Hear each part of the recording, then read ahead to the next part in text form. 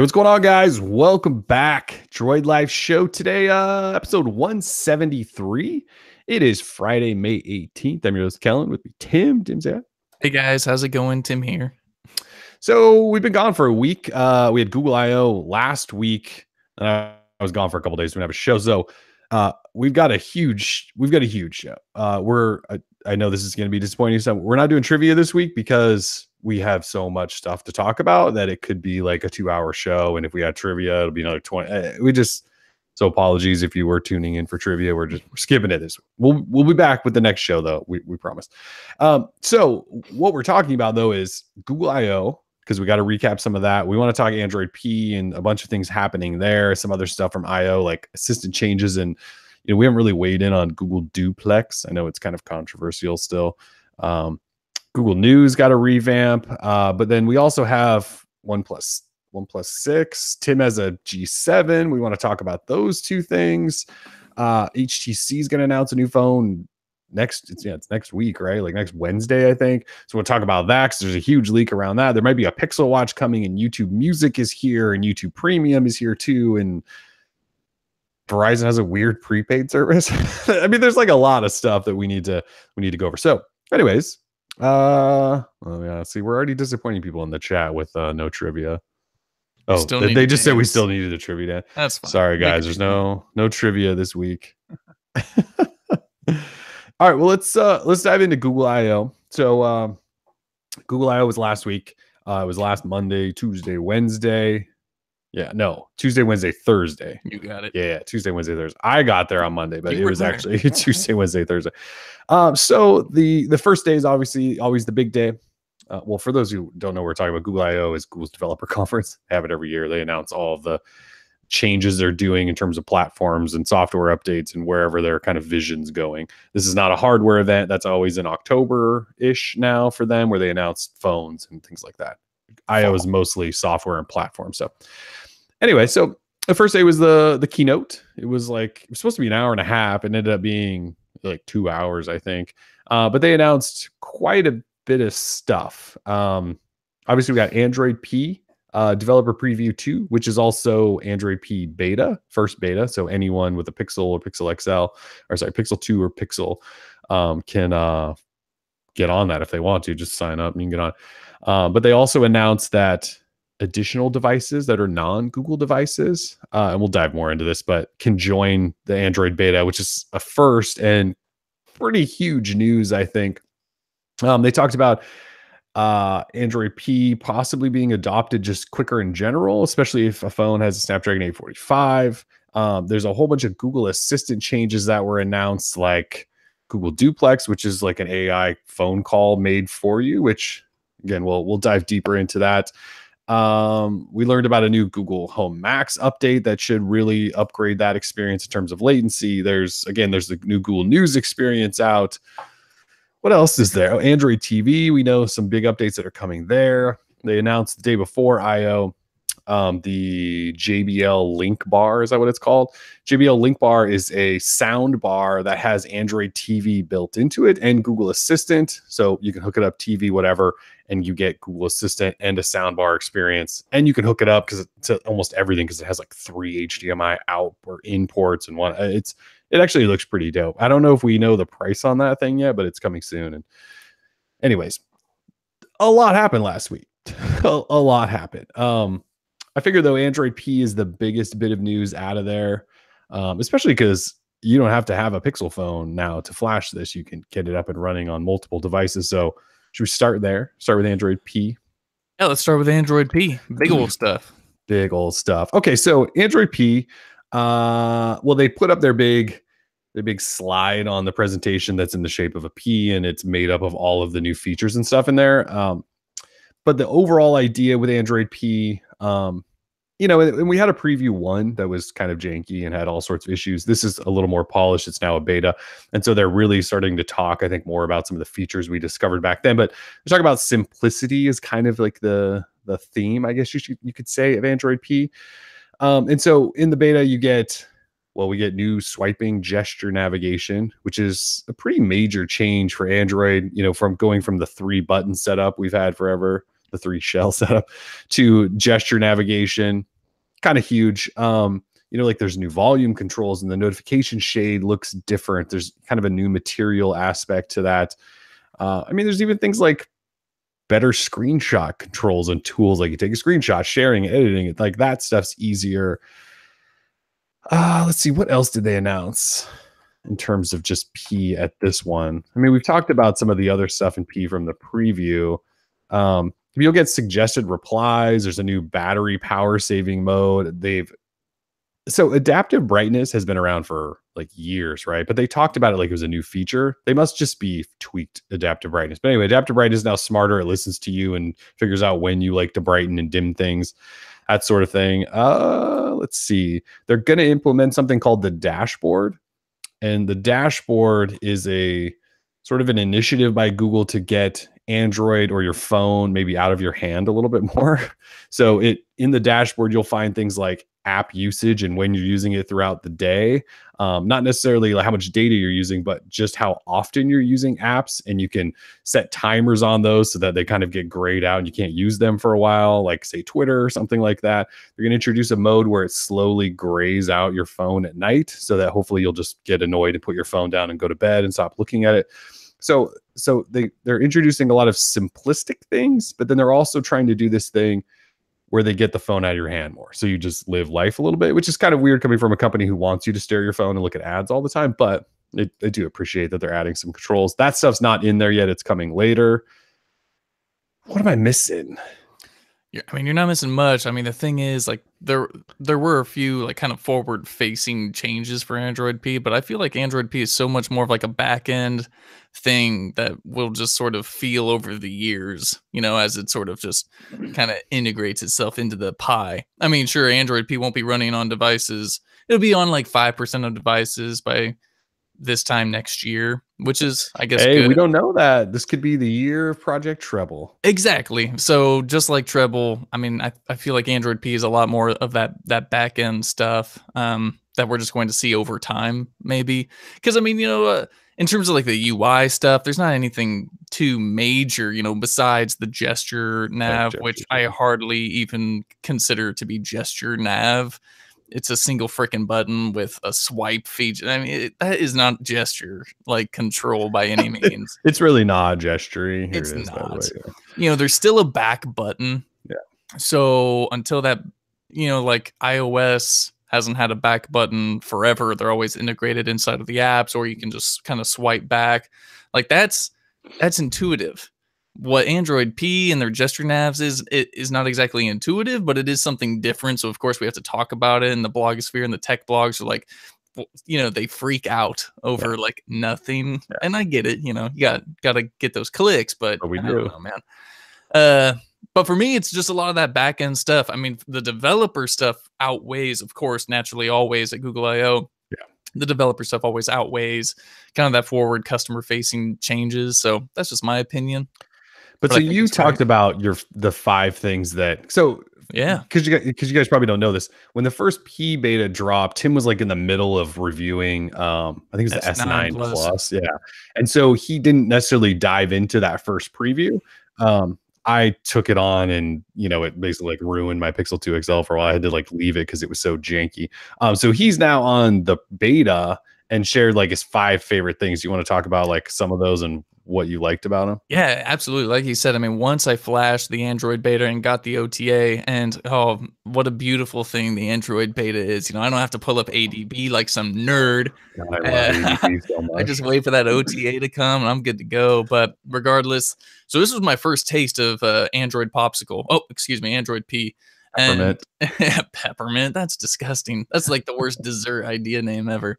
Anyway, my first taste of Android P. So I wrote up my 5 favorite things, and I really like the volume controls.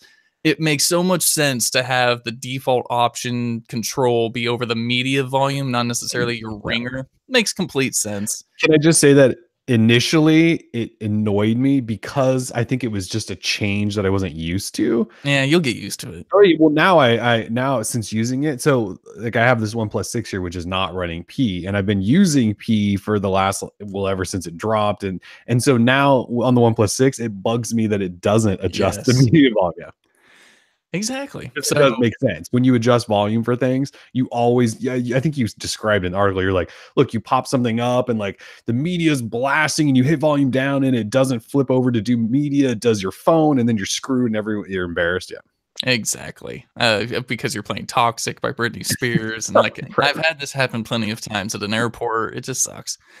So and yeah, of course, they have an independent button, a separate button now for your ringer, changing it between ring, silent, like snooze, etc. So I love that change. They added in the battery status via the ambient display. So first, it would just be sort of your clock, whatever kind of notifications you got going on, and it would also show what's playing in the background whenever music, if you had that option enabled. Now they show your battery status, as well as when it's charging, how long it's going to take to fill the battery while charging. So nice little touch there on the ambient display. Gestures. I talked about the gestures. Now, while I don't think that these are like insane gestures that are going to change the game for Android, they are cool and they work just fine. And I think they work just fine. I like the look. So when you just give a simple swipe up, you've got your recent apps and you can scroll through those. You can drag the pill to the right and sort of just scrub through whatever recent apps you have.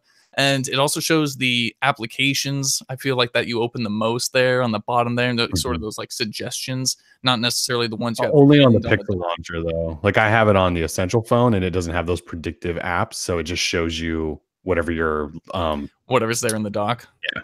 Okay. So at least on the Pixel, you've got some sweet suggested apps there. I'm having a stroke.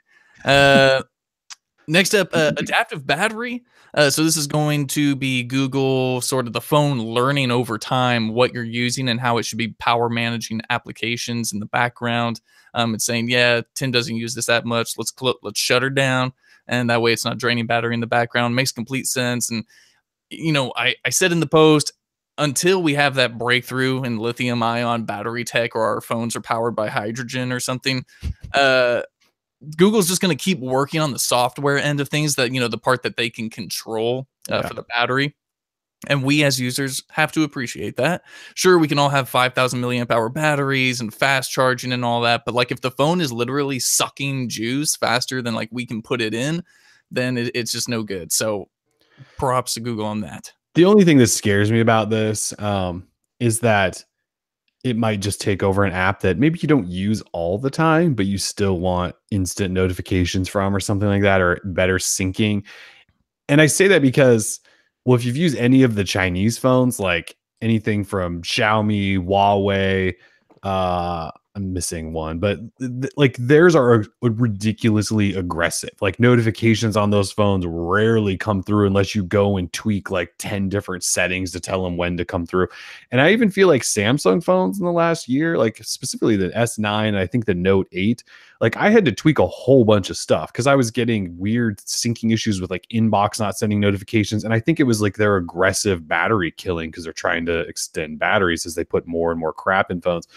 So I hope Google does this right. And they actually warn you, I think in the setting, it says, this could make it so you miss some notifications and things like that. So just be wary. And I think you can do it app by app on what you want it to be adaptive for. But so it makes me a little nervous. I'm not a huge fan of these phone things where they try to learn your battery patterns to try to I just don't know that I trust them all the time. But I mean, Google is kind of the AI company. Maybe they'll do it right. I'll obviously give it a try and see how it works. And I think Joey in the chat said he thinks it's been working great. So I'm just a little skeptical because everyone else sucks.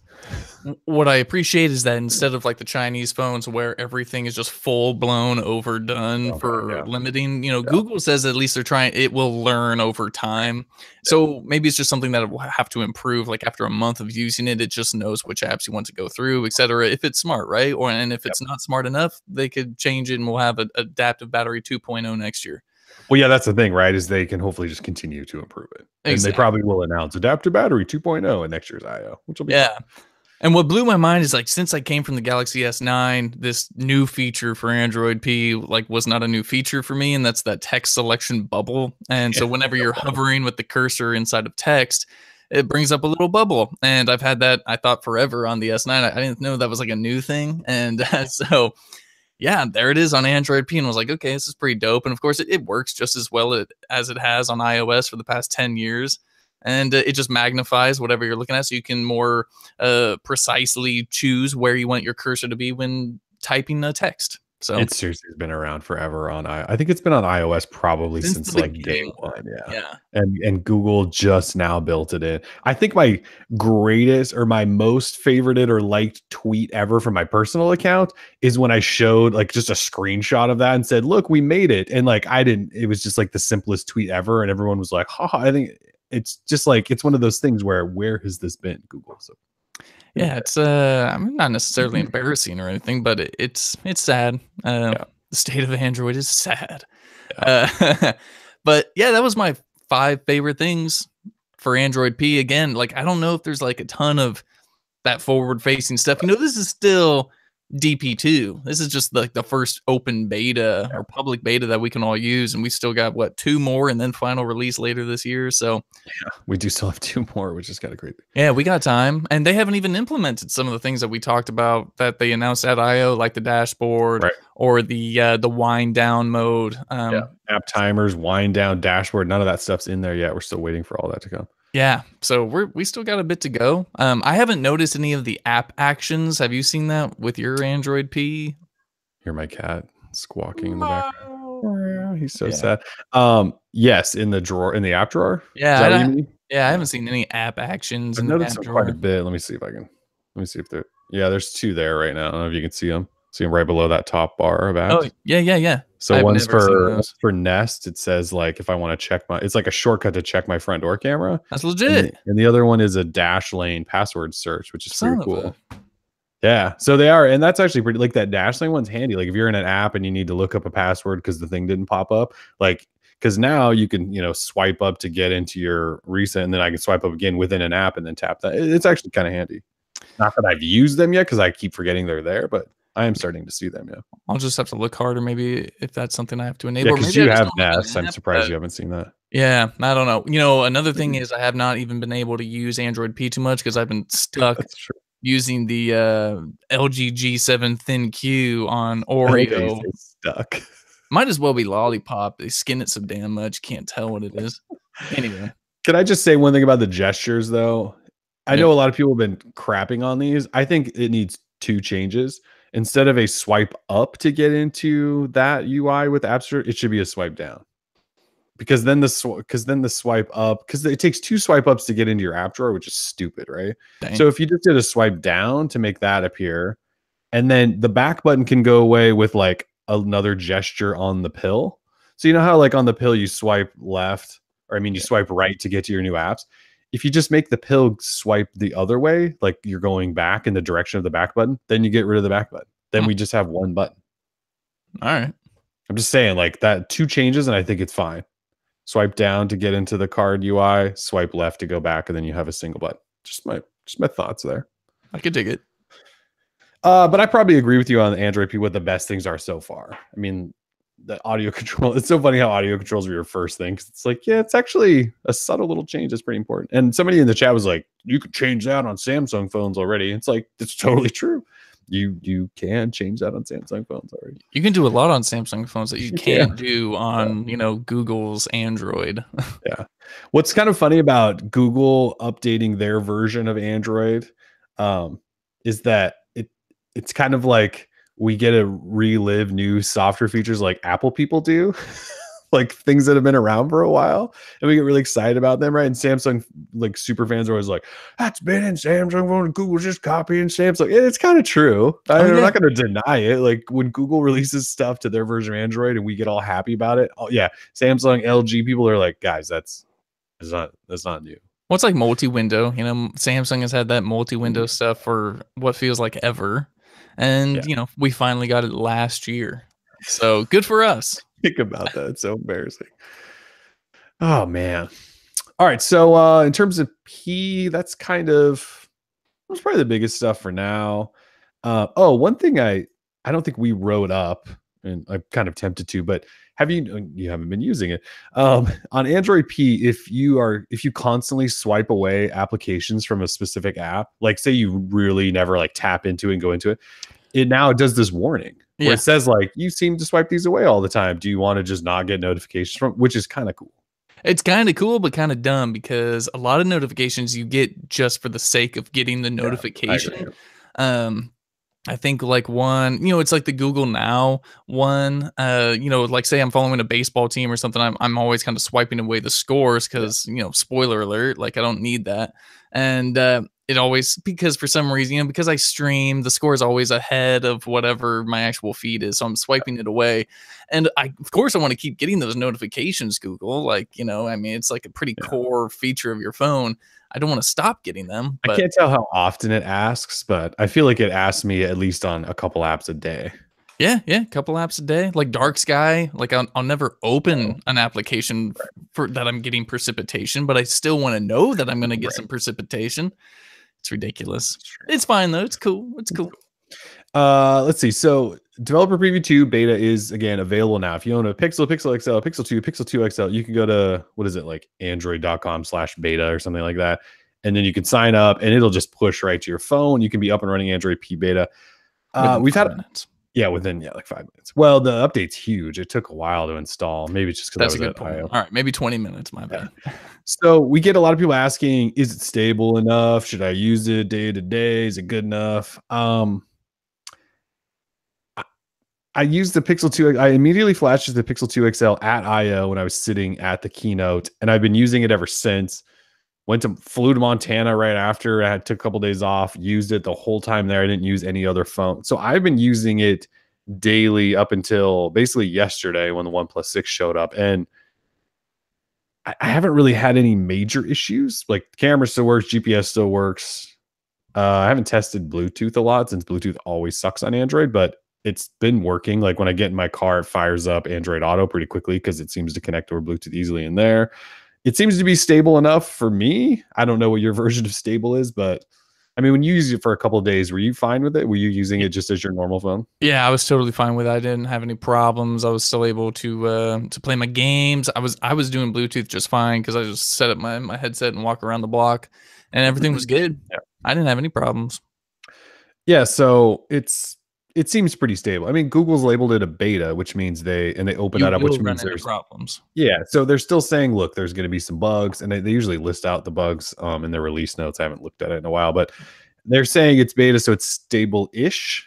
I mean, they're not calling it an alpha, so they're letting people just sign up to get it. So it's probably okay, but just go in knowing that. In possibly more exciting news, though, we got Android P beta for non-Google devices. Huge. This is pretty big. This is treble, the year of treble.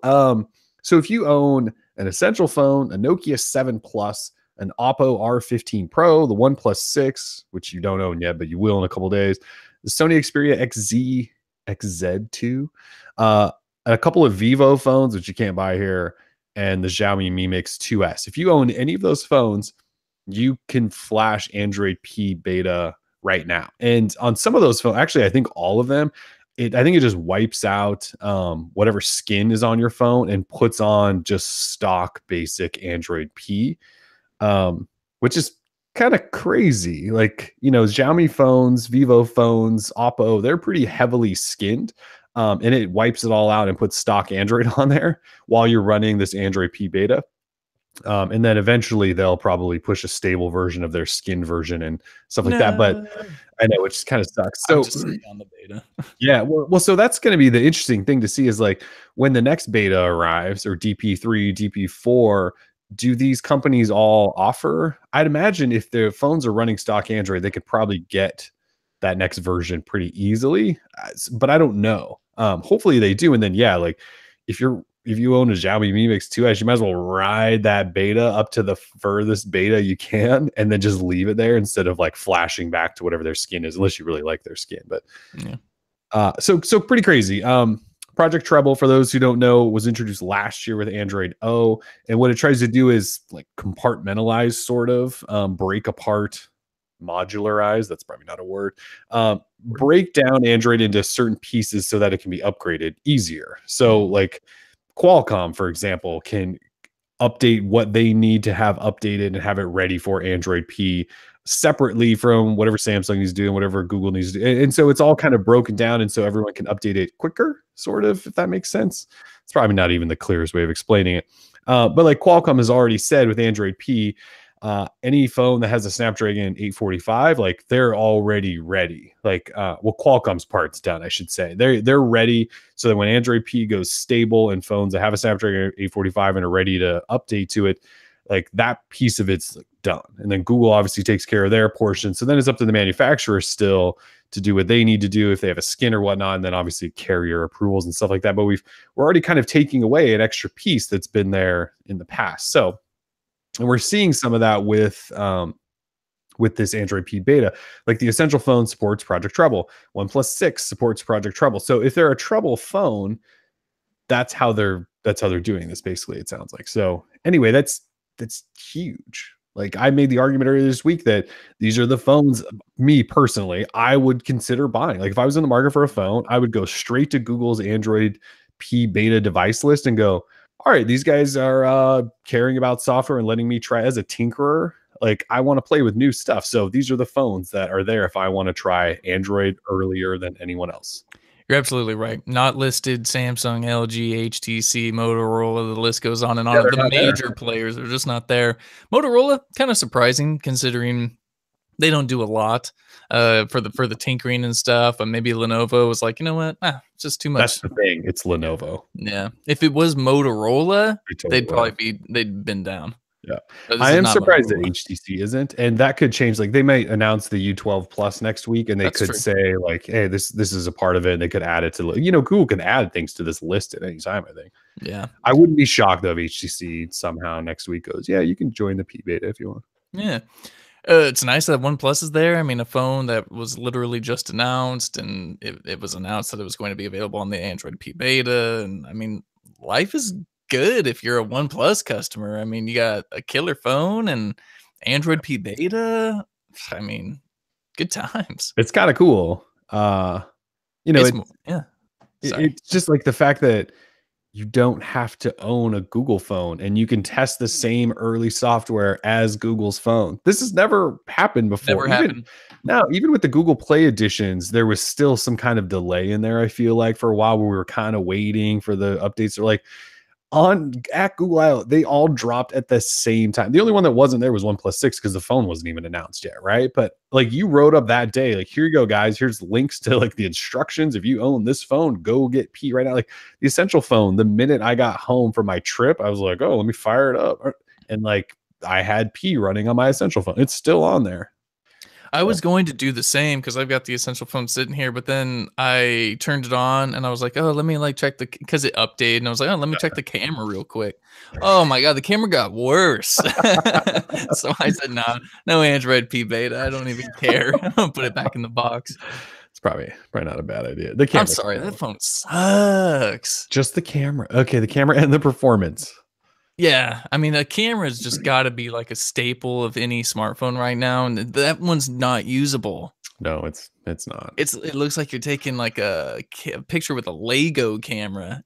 Honestly, every time I grab the phone and I fall back in love with it because it feels so good, and I go, oh, clean Android, and I can deal with the stuttering and the missed swipes. It'll be fine. And then I leave the house and like I need to take a picture, and I go, oh, why do I have this phone? Yeah, it's sad. Hopefully the next one changes that. Anyway, so the beta program, we don't know exactly how it's going to work moving forward. I do hope that when Google pushes, DP3 and 4, that all these other phones continue to get those updates so they stay on that stable track. And then seriously, like you could import like the Mi Mix 2S and put stock Android on, which is kind of cool. It basically turns everything into an Android One phone, which is pretty awesome. That is super dope because, I mean, there's a lot of phones over there that we just don't get. And, we kind of stay away from them just because of software and technically their availability here in the US. But this makes a lot of like overseas phones kind of very attractive. Should they support the Android P beta, maybe we'll see more. Who knows? Yeah, there's like Nokia phones on there, and Nokia makes really nice hardware and things like that. So it kind of opens you up to those of us who for years have just been like, yeah, these other phones are really nice, but I just kind of like Google's software the best. You now don't have to just buy Google's phone. That's kind of cool. Exactly. Beautiful. So in somewhat related news, Google at I/O said that they've built into their OEM agreements that you have to start supplying security patches regularly, right? I mean, I Correct. didn't. Yeah. So, do you want to talk about this? Because I was like in and out of I/O when I think this all went down. Yeah, so I mean, sort of a big deal that happened. When on stage during their like "What's New in Android" security session, Mhm. you had Android's security lead, Dave Kleidermacher, and he said, "We've also worked on building security patching into our OEM agreement. This will lead to a massive increase in the number of devices and users receiving regular security patches. So we're really excited about that." So what they said is that they've worked on building it, not necessarily that it's there, but it's something that should be coming. And we also don't know if this counts for every OEM that signs the agreement.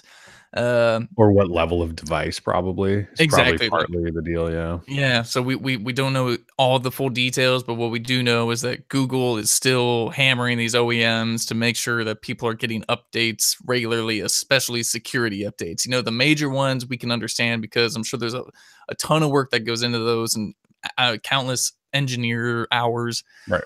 But for security patches that should be extremely easy to push through, it looks like Google's trying to make them more regular. So that's, I mean, you can't even say that's a bad thing. That's just always a good thing. So Yeah. We talked in recent years when there was patches that needed to come out. Like there was a couple of vulnerabilities where it kind of made Google go, look, we're going to start doing these things monthly. And Samsung signed on, and they're about the only one that signed on to do it monthly. And others have kind of done them every couple of months. If they're making them sign agreements now that say you have to do this, that's a good thing.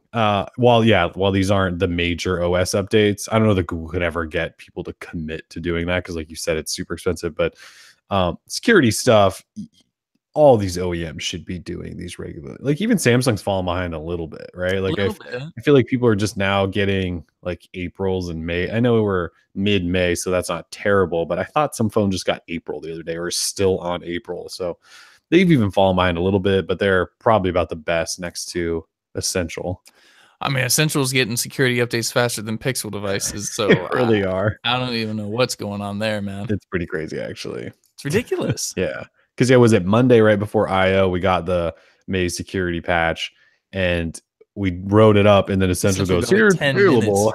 Yeah. Yeah, and then a couple Before days Google. later, Pixel. Yeah. Yeah. Pretty bad. Yeah, that's awesome. So that's something that's happening. So that's good. Yeah. So I think that's it probably in terms of P and software updates and things like that. Should we talk about all the On the phone assistant side. stuff? Yeah, Yeah. assistant stuff is huge. So Google Assistant, it was Sundar that was still talking about all the Google Assistant stuff, right? Yeah. Yeah. And he Well, he had a announced, friend come out.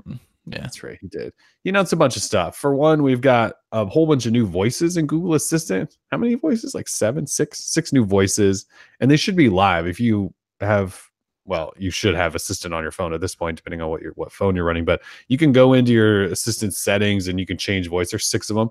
None of them really sound that different. I mean, they're all subtle. They're sort of different, but it's kind of hard. There's like I think there's 3 women, 3 men now, or something like that. And they teased a limited time mode where John Legend can come on and say some funny stuff, which I don't know when that it said, just later this year that might be rolling out. It was kind of funny, but we'll see if that matters or not. It's kind of like what Waze does. Like Waze always has guest people. Like didn't they have Morgan Freeman do like Waze for a while and some other people? They have a ton of people. Yeah. So it could be kind of like that, maybe. I don't know. All right. Let's see. Google's going to introduce continued conversations to the assistant, so you don't have to constantly say the okay ergo command, right? Or her Google. You don't have to say that command over and over. You can just say it once, and then it kind of keeps listening a little bit, and you just keep carrying on that conversation with your assistant. So especially your homes, that'll be nice. Let's see. What else did they do? Multiple actions, which they've kind of done a little bit of, right? In the past, multiple action where you could have Google Assistant do like 2 things. Well, now they're going to possibly expand that. So you can do multiple things with Google Assistant at the same time, which is kind of cool. And then the big one, which was shown in a demo, is Google Duplex. Do we know why it's called Duplex, by the way? I think we do, but I couldn't tell you right now. Sorry. Okay. So Google Duplex was the demo that had everyone talking. Well, it's still talking. I saw people writing it up today because now they just think it's all fake. Google said we're going to have the assistant someday. They didn't put any sort of time frame around this, I don't think. They said we will, like, say you want to book an appointment to get your hair cut or a restaurant reservation.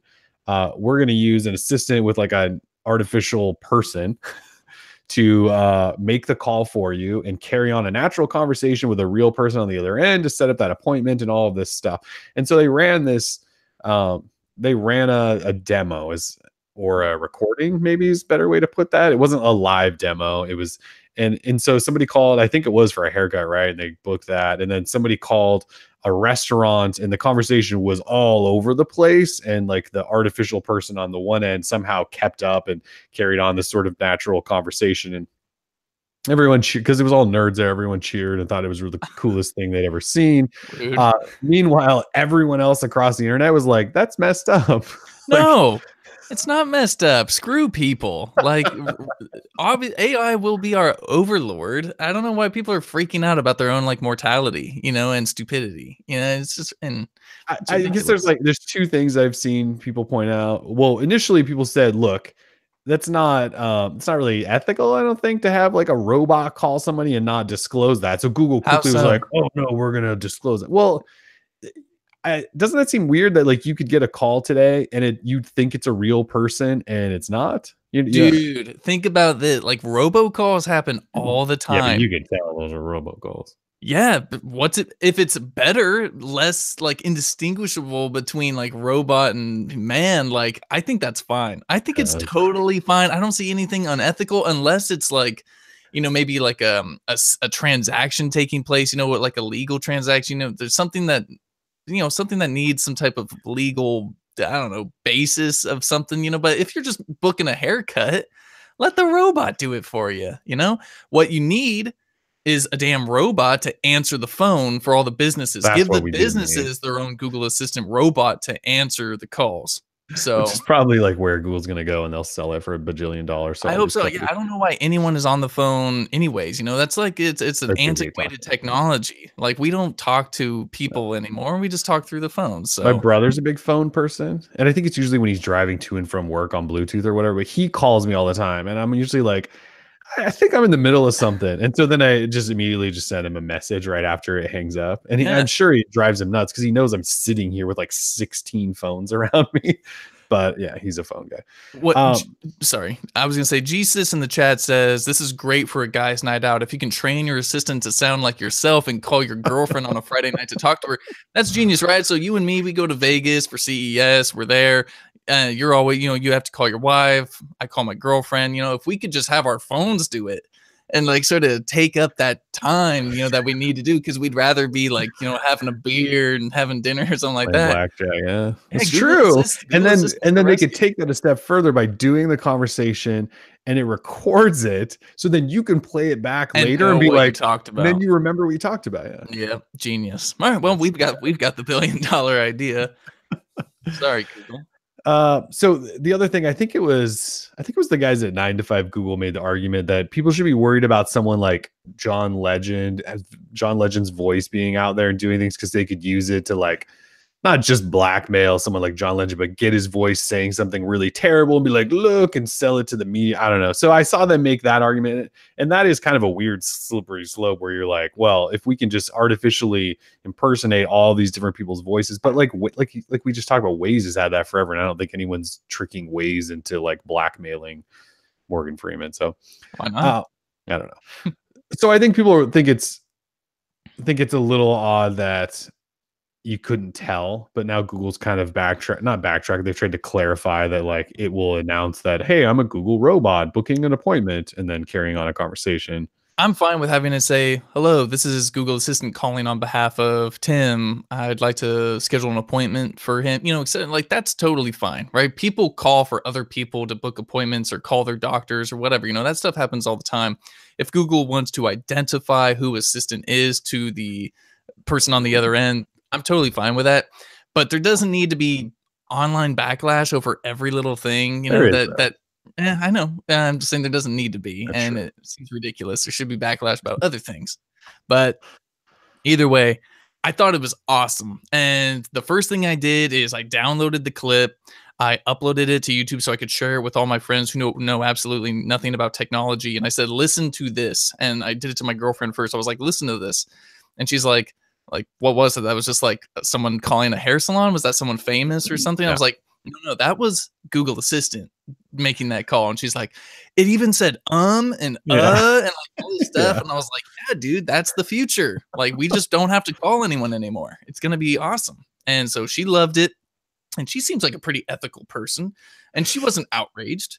So I just assume that everyone else must be crazy. So this week, though, people have tried to break it down, and they believe it's all just fake, and the Duplex doesn't exist, and that even their demo was fake, and it wasn't a real restaurant. And I just kind of go, why do you guys care that much? Like, why are you guys trying to like debunk Google Duplex? Like, I don't know that they said Google Duplex is coming next week. They just said, like, look, this is what we're building towards. And someday when it's ready, we'll probably launch this thing. So but I've seen this week in particular, it seems like everyone's attacking the Duplex demos as not being even real at all. And like, maybe they really weren't. Maybe it was Google saying, this is what we're trying to do. I don't know. And I guess I could go back and listen to what Sundar said. I don't know if he said these were actual calls. He might have.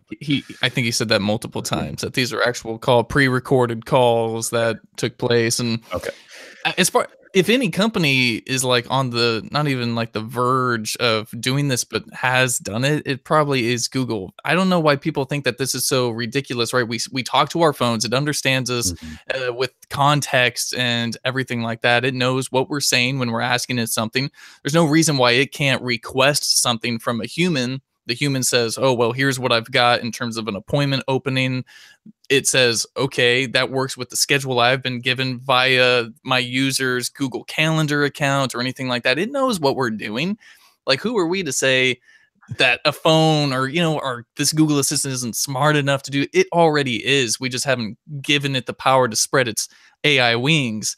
I'm telling you, man, next couple of years are going to be pretty incredible. I think I'm fine with it as long as, it says right up front, hey, I'm Google Assistant. I'm calling on behalf of Kellen. And then as long as the person doesn't just hang up, but as long as they're identifying, I guess I don't really have that big of a problem with it. Yeah, I do want to say, Richard Radner says, I can make my own restaurant appointment, book my own haircut. Yes, you absolutely can. The thing about Google Duplex is Google specifically said that it will only call if the place you're trying to make an appointment with does not offer it online. So if you say, you tell Google Assistant to book you something, it's first going to try and do it via an online route, just through the business's online booking system. If they can't get through that, then they'll make the call. But again, we don't know when it's happening or anything like that. And again, I want to stress that yes, you can do your own calls and all that stuff. Why would you want to waste your time? Google will do it for you. And look, I'm the opposite of Richard. I don't like calling to book a haircut and to book a restaurant. Like, if I could just tell Google to do it and it would actually do it, I would use it every single time. Because it's not like I have this phobia of talking to people on the phone. It's just, I'd rather do something else. So sometimes I'll go like 4 months without a haircut because I'm like, I don't want to call the haircut place because half of them don't have it. I'm terrible like that, though. I know for a fact, you and me, like, we haven't called a restaurant to book a reservation, and we always use Open Table or something, So if we can just use Google Assistant and say, hey, book me a table at wherever for 7 o'clock on blah, it's just gonna make life easy, and we don't have to call nobody, dude. Life is going to be, I'm just going to be kick back, assistant, everything. Just eating dinner, not making any calls. It's going to be great. Yeah.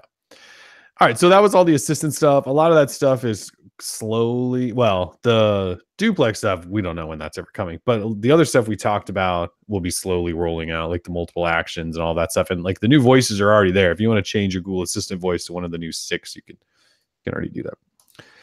All right, so there was Google News was announced as a replacement to Google Play Newsstand, which was an app I don't think anyone ever used. Did you ever use Google Play Newsstand? Newsstand? No, I used News and Weather, but never Newsstand. Yeah, News and Weather was the only one I ever used. Newsstand, never. But Google News is now taken place of Google Play Newsstand, and then online Google News also got a revamped experience as well. It's one of the more confusing things ever. What's in terms of what it was replacing, because you've got the Google News and weather, which still exists, alongside Google News. It, I guess, just doesn't have weather. Yeah, and they just probably won't update it. Yeah. Well, it does have weather though. In the top right corner, there's like a weather. Then what the hell are we doing here? I don't know. See, look, there's weather at the bottom now. I just tapped on a little link. Google, you're confusing me. Sorry. So Google News, it's well, it's their newest app basically that uses probably whatever their newest material language is. It provides you sources from all over to try to give you this full experience. There's, like Twitter embeds in it and video embeds in it, and it sort of knows the sources you like to gather information from, and it kind of learns from you and tries to present you with a briefing all the time. I've been using it a lot, actually. I actually really like it. I think it's a really nice app. I think it's great. I've been using it, and I never use like news apps. I just always use Twitter, but I downloaded it and I've told it what I liked. I like fake news, not real news. And I've been getting a lot of sweet stories.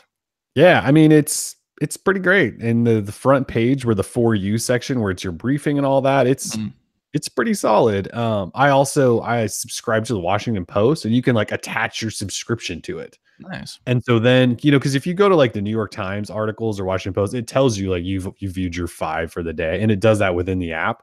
But if you have a subscription, you can sign into your subscription, then you can just read all of them from within here, which is kind of cool. And it still has newsstand built in case you subscribe to magazines and things like that. But the UI itself is just pretty great. It's pretty nice. Yeah, it's nice scrolling through there, checking it all out. It's super clean. So if you haven't used it yet, you probably have an update for Google Play Newsstand if you haven't updated already, but it is out already. And rest in peace, Google Play Newsstand. It never used you. Yeah. All right. What else from IO? Is that pretty much it from IO? For IO, I kind of want to say, yeah. Well, there was a bunch of stuff, but yeah, sure. We learned that the Google Assistant powered smart displays are coming here this summer, so that's going to be exciting. Did they finally give us a date? Did they say? I'm looking. It was the first thing I wrote after the keynote because, like, I can hammer this out in 5 seconds. I'm looking. There it is. July. First thing to be here in July. Nice. So previously they told us summer, so now July. Which is kind of cool if you've been waiting for the Amazon Echo Show Google version. They're finally coming. They're obviously still building all those out, and we still have plenty of partners there, right? Like LG, Lenovo, JBL. I'm sure everyone else will probably make everyone else is going to make one. Every company you've ever heard of that will be at CES will have one this year. Yeah, exactly. Seriously, everyone will have one this year at CES. Exactly. So.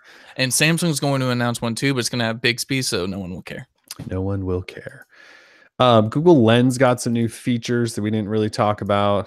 Is it weird that I'm just underwhelmed by Google Lens? I know it has some cool stuff. Like they're going to finally build in the ability to just snap something and save it as a PDF. That's actually pretty helpful. Like that's receipts dope. And stuff, and it recognizes that they're receipts and things like that. Yeah, that's pretty cool. They're adding better text selection, which is kind of cool. I don't know if they've ever taken a picture and needed to select text in it, but if I do, I can. Have you ever done that? Yeah, I mean, I think people must do that. And they added some style match stuff where you can find, like, if you take a picture of a shirt that's like a $1,200 shirt and you want to see alternatives that are $15, you can do that. Yeah. And then they announced that it's coming to a whole bunch of new phones from LG, Motorola, Xiaomi, Sony, Nokia, OnePlus, Asus, no Samsung. Basically, Samsung's not down with Google Lens because they have their own crappy Bixby thing. Bixby Vision. Yeah. So that also happens. We had the Google Photos changes. That's right.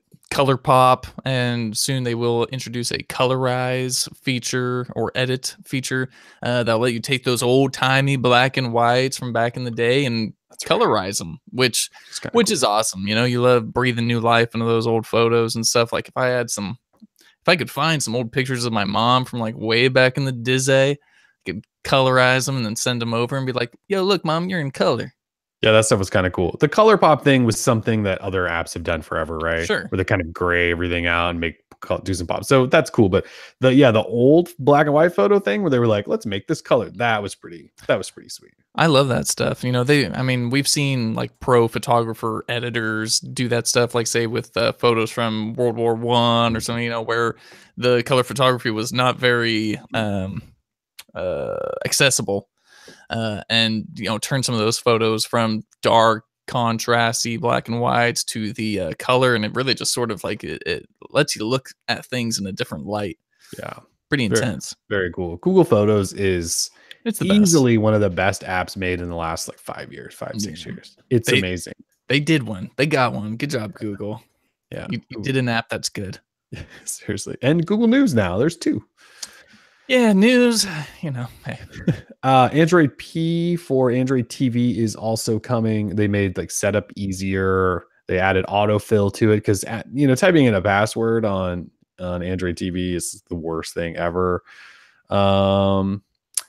It should perform better on low end devices, and that was kind of all they announced for that. And then they re-pimped the JBL link bar, which seriously, if you don't own an Android TV, just buy the JBL link bar. It looks awesome. Unless there's going to be other ones, which there very well could be. And then the other thing was, almost skipped right over this. Wear OS is making a huge comeback this fall. Holy ready? Moly. You ready for Wear OS? Nah. Third time, fourth time. I don't know what time, what time we're on now. So the reason it's going to try to make a giant comeback is because Qualcomm finally made a new chip. So Qualcomm is the reason Wear OS tried to live and then basically died. So Qualcomm's the only one making chips for it. I think MediaTek probably makes some. There might be somebody else, but everyone wants to use Qualcomm's chip. And the last one they made was the Snapdragon Wear 2100, and that was 2 years ago. And so no one's made new watches because there's no new silicon to use. And the 2100 obviously had limitations, battery life, whatever. So everyone's been waiting. And Qualcomm says, yeah, we finally built one. I think it's the 3100 possibly. And they said it was built from the ground up.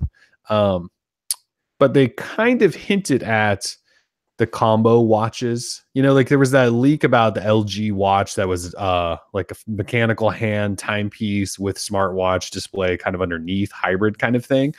Qualcomm hinted at that actually quite a bit. They sat down for an interview with Wearable and talked about the really big focus on the look of your watch. And what they were saying is, look, when you're looking at your watch, your smartwatch, it looks really cool. The screen's on, it's lit up, it looks great.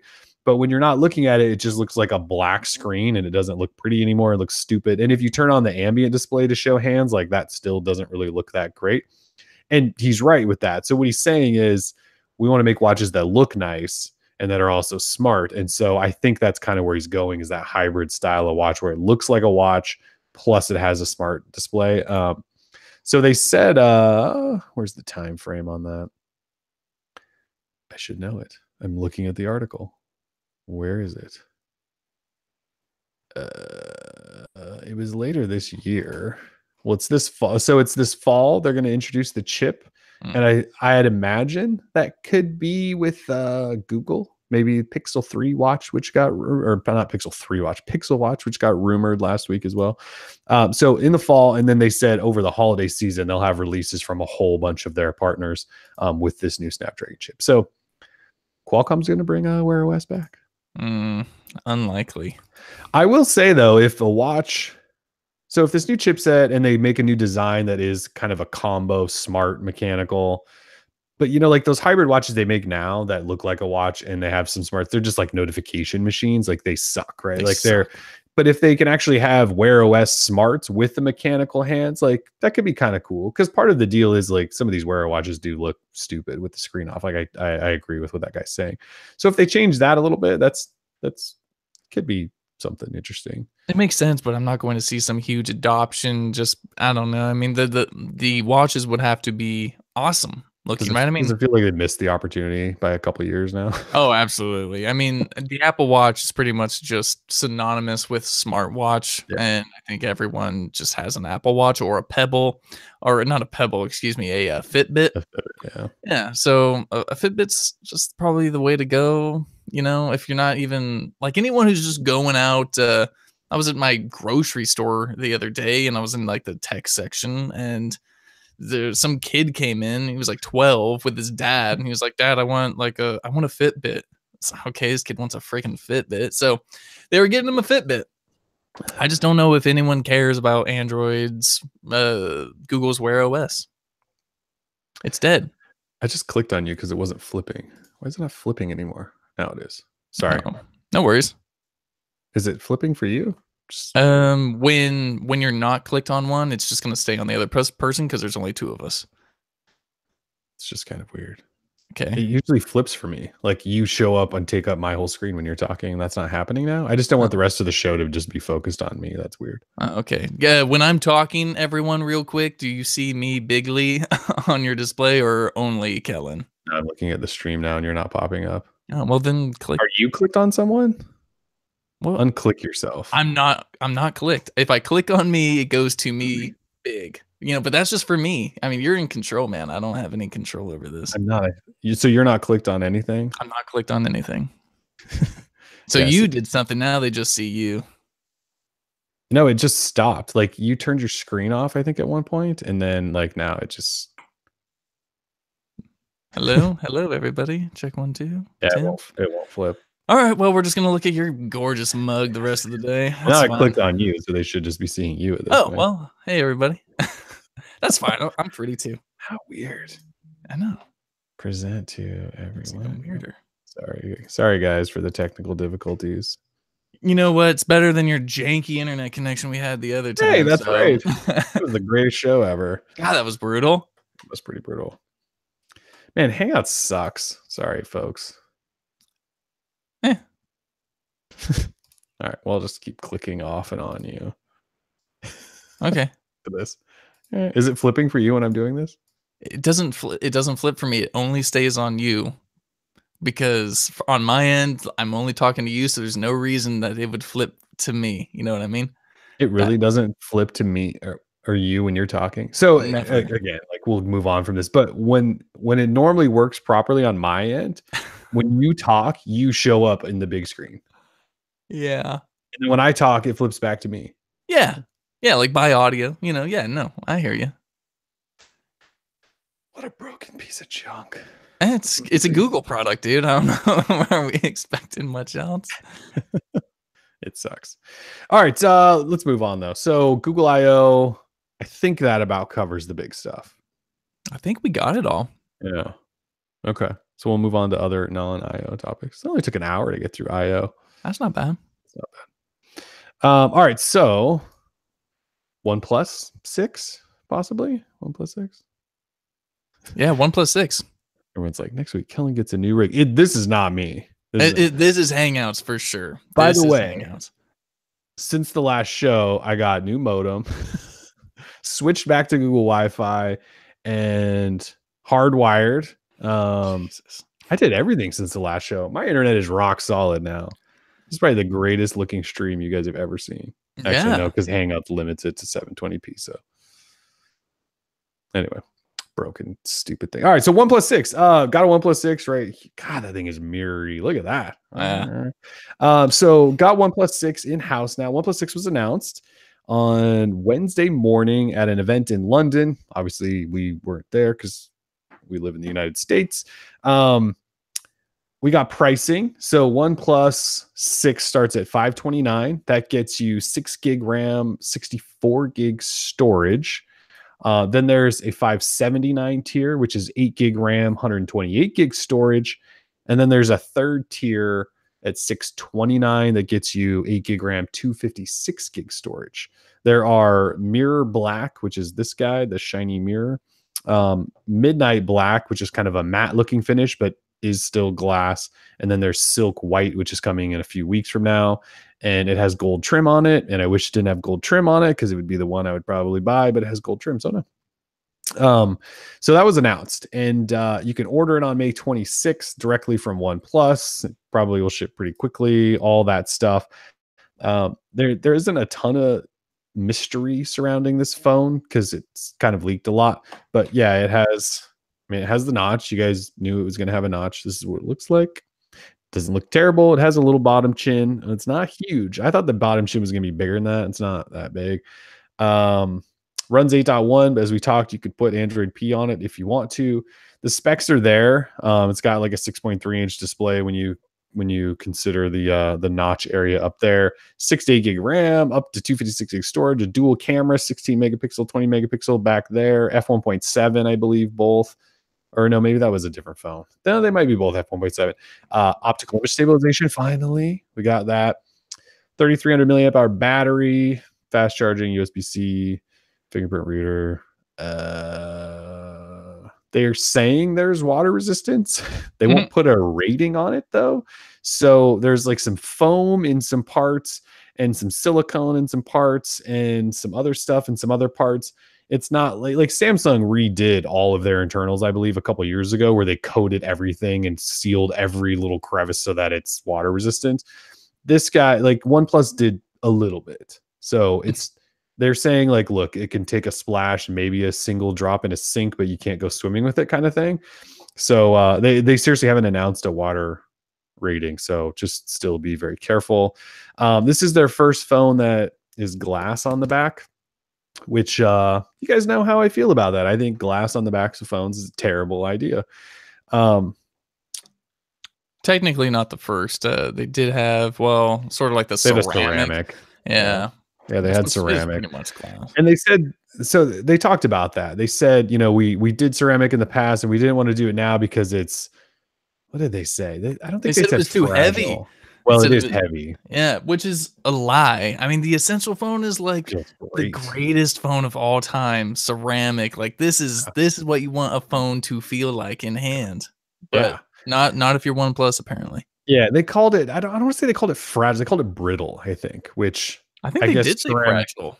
It was, they said brittle or fragile, one of the two. Yeah. It's like, you're going to call ceramic brittle or fragile and you put glass? Like this thing, I mean, I'm scared to put it on anything because I know all that glass and those curves are going to scratch or they're going to crack. So that's, I actually like the OnePlus 5T. Well, it's in a drawer. I can't get it, but it has a metal back, that matte finish. Like it was perfect like that. And they didn't put wireless charging in this. So there was kind of no point to put glass other than just to say like, look, we put glass. Yeah. So I think that sucks. You know, look, glass looks nice and it feels nice. I get why people think glass is premium. I'm just telling you, glass is like the worst material ever to put on the back of your phone because that's the surface that you put down on surfaces. Like it sucks. So, but it's Gorilla Glass 5. Yeah, Gorilla Glass 5 is terrible. It doesn't do anything. On every phone I have, I get minor scratches in it constantly, and I try to take care of these damn things. So, yeah. Anyway, so I can't really say much about it. Like at the moment, I've only been testing it for not even 24 hours, but I will tell you, it's really nice. This phone, like even though I don't like the back because it's glass and mirrory, I would rather have the matte finish one. Like the phone performance wise, the weight, like when you feel this phone in your hand, it feels kind of heavy, which I do appreciate. But like performance, software, price, the spec list on it, the fingerprint reader's fast. You know, like obviously I want to test the camera a lot because in the past OnePlus phones, like their cameras just weren't as good as Samsung and Google's. I don't know if that'll change here, but they seem to be improving each year. So hopefully it's good. But there's a lot to like here. It has a headphone jack too, by the way. Nice. There is a lot to like here, especially at the price. And I know the price keeps going up. You know, I hammered them last year when they kept increasing prices. I guess I just don't know that I need to hammer them again on it because it's just we expected the price to go up. But if you look at it, $529 for the 6 gig 64 version, that's over $300 cheaper than the Pixel 2 XL, which is 4 gig RAM, 64 gig version at base. So it's $320 cheaper than the cheapest Pixel 2 XL.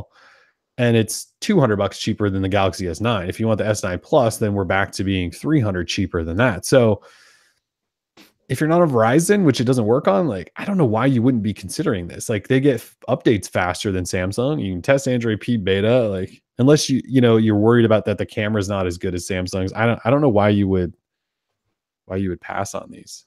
I mean, look, OnePlus annoys me a lot, but they make really good phones at really good prices. Yeah, no, I totally agree. That's definitely one of the better looking phones of 2018. I think, the notch doesn't really like affect me. It doesn't offend me personally or anything like that. It didn't slap my mom, but hold up your phone real quick and then I'll hold up my phone. There it is. We have the same wallpaper. Nice. Yeah. Can anyone see me and like when I'm talking, or do you have to click on me? I clicked you because you were talking. Okay, cool. All right. So here's me. Switch to me. Tim. Switch here's to me. Back to Tim. They look pretty identical. Like if I didn't, I'd be like, I oh think yeah, my I notch got. is smaller though. Let's do that again. Yeah, my notch is Yeah, my a notch little. is. It's like Yeah, longer and maybe a little thicker. I think so. Yours is kind of short and stubby. Yeah. The notch, I like the look of that OnePlus phone. And what's nice is, like all other OnePlus devices, they don't overdo it with the whole software thing. They add just that right amount of customization that you'd want, and you get access to this Android P beta. Like, damn. So I'm in the market. Let's just say that I'm in the market for OnePlus 6. Yeah, and That could be that like midnight black one. Yeah. Yeah, I mean, we don't know much about the camera, right? You've only had it for a day, so I don't even talk to you about the camera unless it's been like a month, because you just hardly take any photos ever. I go through phases, right? Where like Yeah. I'll take a bunch. Like yesterday, like my son's train table, like he stopped playing with his like wooden train. So I just gathered up any of the Legos we had that we bought him, and now it's like a Lego table. So we were like playing with that, and I was taking pictures of the little Lego city, which is kind of fun. So I did take some pictures yesterday, but Oh, all right, cool. I'll take some more this weekend because the phone's camera is pretty quick and stuff like that. So I'll dive into it. Yeah. So there's a lot we still don't know, and but at least you got one. So be on the lookout, everyone, for Kellen's freaking first 10 things, tips and tricks, full review. Oh, it's going to be a blast. I would be much more excited about working with the OnePlus than with the LG G7 ThinQ, because man, We're going to get to that. I know, I'm sorry. So Scott in the chat asked, any obvious compromises? Obvious compromises. There's a couple things. There's no Verizon or Sprint if you're on Sprint. So if you're on those, you can't use this phone. The water resistance isn't real water resistance, so just be aware of that. I don't know what else is really. There's no wireless charging if you care about that. There's no SD card slot if you care about that, but they do put lots of storage in their phones at still pretty reasonable prices. So the notch, some people they really hate the look. Like I said, I complained for a long time about people copying Apple. That was my beef with the notch. Like, look, this phone doesn't look terrible. It's got a notch. It doesn't like really offend me. Like what I was offended about for so long was the fact that I just felt like everyone was copying Apple, and that pissed me off. But this is where they're all going. So I hate to just say we just have to get used to it, but we kind of just have to get used to it. Like this phone has it, LG phone you have has it, the Huawei phone has it. Essential will probably put another notch in whatever their next phone is if they release one. I mean, don't we just expect Google's phones are going to have notches? They built in support to the OS. I know that's not a guarantee they will, but seems like we're getting to the point where Google's probably doing it too. So, most of these companies are putting in a software tweak where you can black out the area, like LG did. These guys are doing it. I think Huawei did. Like they're giving people the option because people are complaining about the look of it. So I don't think that notch on either phone is reason enough for, to pass on it if you were considering it. That's all I would say. I don't see anything as too much of a compromise considering the price. At starting price of $529. Sure, it's only 6 gigs of RAM, 64 gigs of storage. It's baby stuff. But when you're talking about a quality phone like that, that still has the other top of the line specs. It's got the cameras, it's got the Qualcomm 845. It should get P. This is going to be a supported device. It doesn't seem like a bad deal, and it doesn't seem like there's that much compromise, especially in terms of the IP rating too. It really just depends on like what you're looking for. I don't know if I know of a user where this phone's going to be like, oh, it doesn't have this. Like, okay, say for the LG G7, like I can only recommend this to someone who's a total audio freak, who needs the headphone jack and the quad DAC and all that. Because other than that, this phone doesn't offer anything that Samsung isn't offering. And in that same breath, I have to mention that the skin is just so damn bad that you just don't even want to use it. So there's a lot of pros and cons for each phone, but in terms of compromises for the OnePlus 6, I don't know if there are any. The problem is that we've got new Pixels coming, and you've probably got a OnePlus 6T coming like around November, October, and that's got to piss you off. As someone who I think everyone who's bought like the first phone in the year from OnePlus has gotten screwed by them saying, here's the T version of this phone, and yeah, it's a better processor or whatever, you know, like that can mean a lot to someone in terms of the longevity of their device. So I think we've all learned our lesson. Don't buy the OnePlus 6 and just wait for the 6T unless you really like the 6, and we don't expect the 6T to come. Like, we just don't even know what to expect. I think we still probably are expecting a 6T. I think Carl Pei sat down for a couple interviews leading up to the launch where he talked about they're still on a 2 release schedule. The only thing is, what are they going to improve? Like if we talk about this, right? Because that is the thing. We've seen people say, no, I'm not going to buy that. I'll just wait for the 6T. So there won't be a new Snapdragon processor they can put in it. They've already got 6 and 8 gig RAM and storage. So those probably can't really change. So they could tweak like the camera, right? They could change the camera completely, which would be kind of crazy if they actually did that. So that would suck if they did that, right? Like if the 6T has a massively upgraded camera that stomps all over this, then yeah, people should be pissed.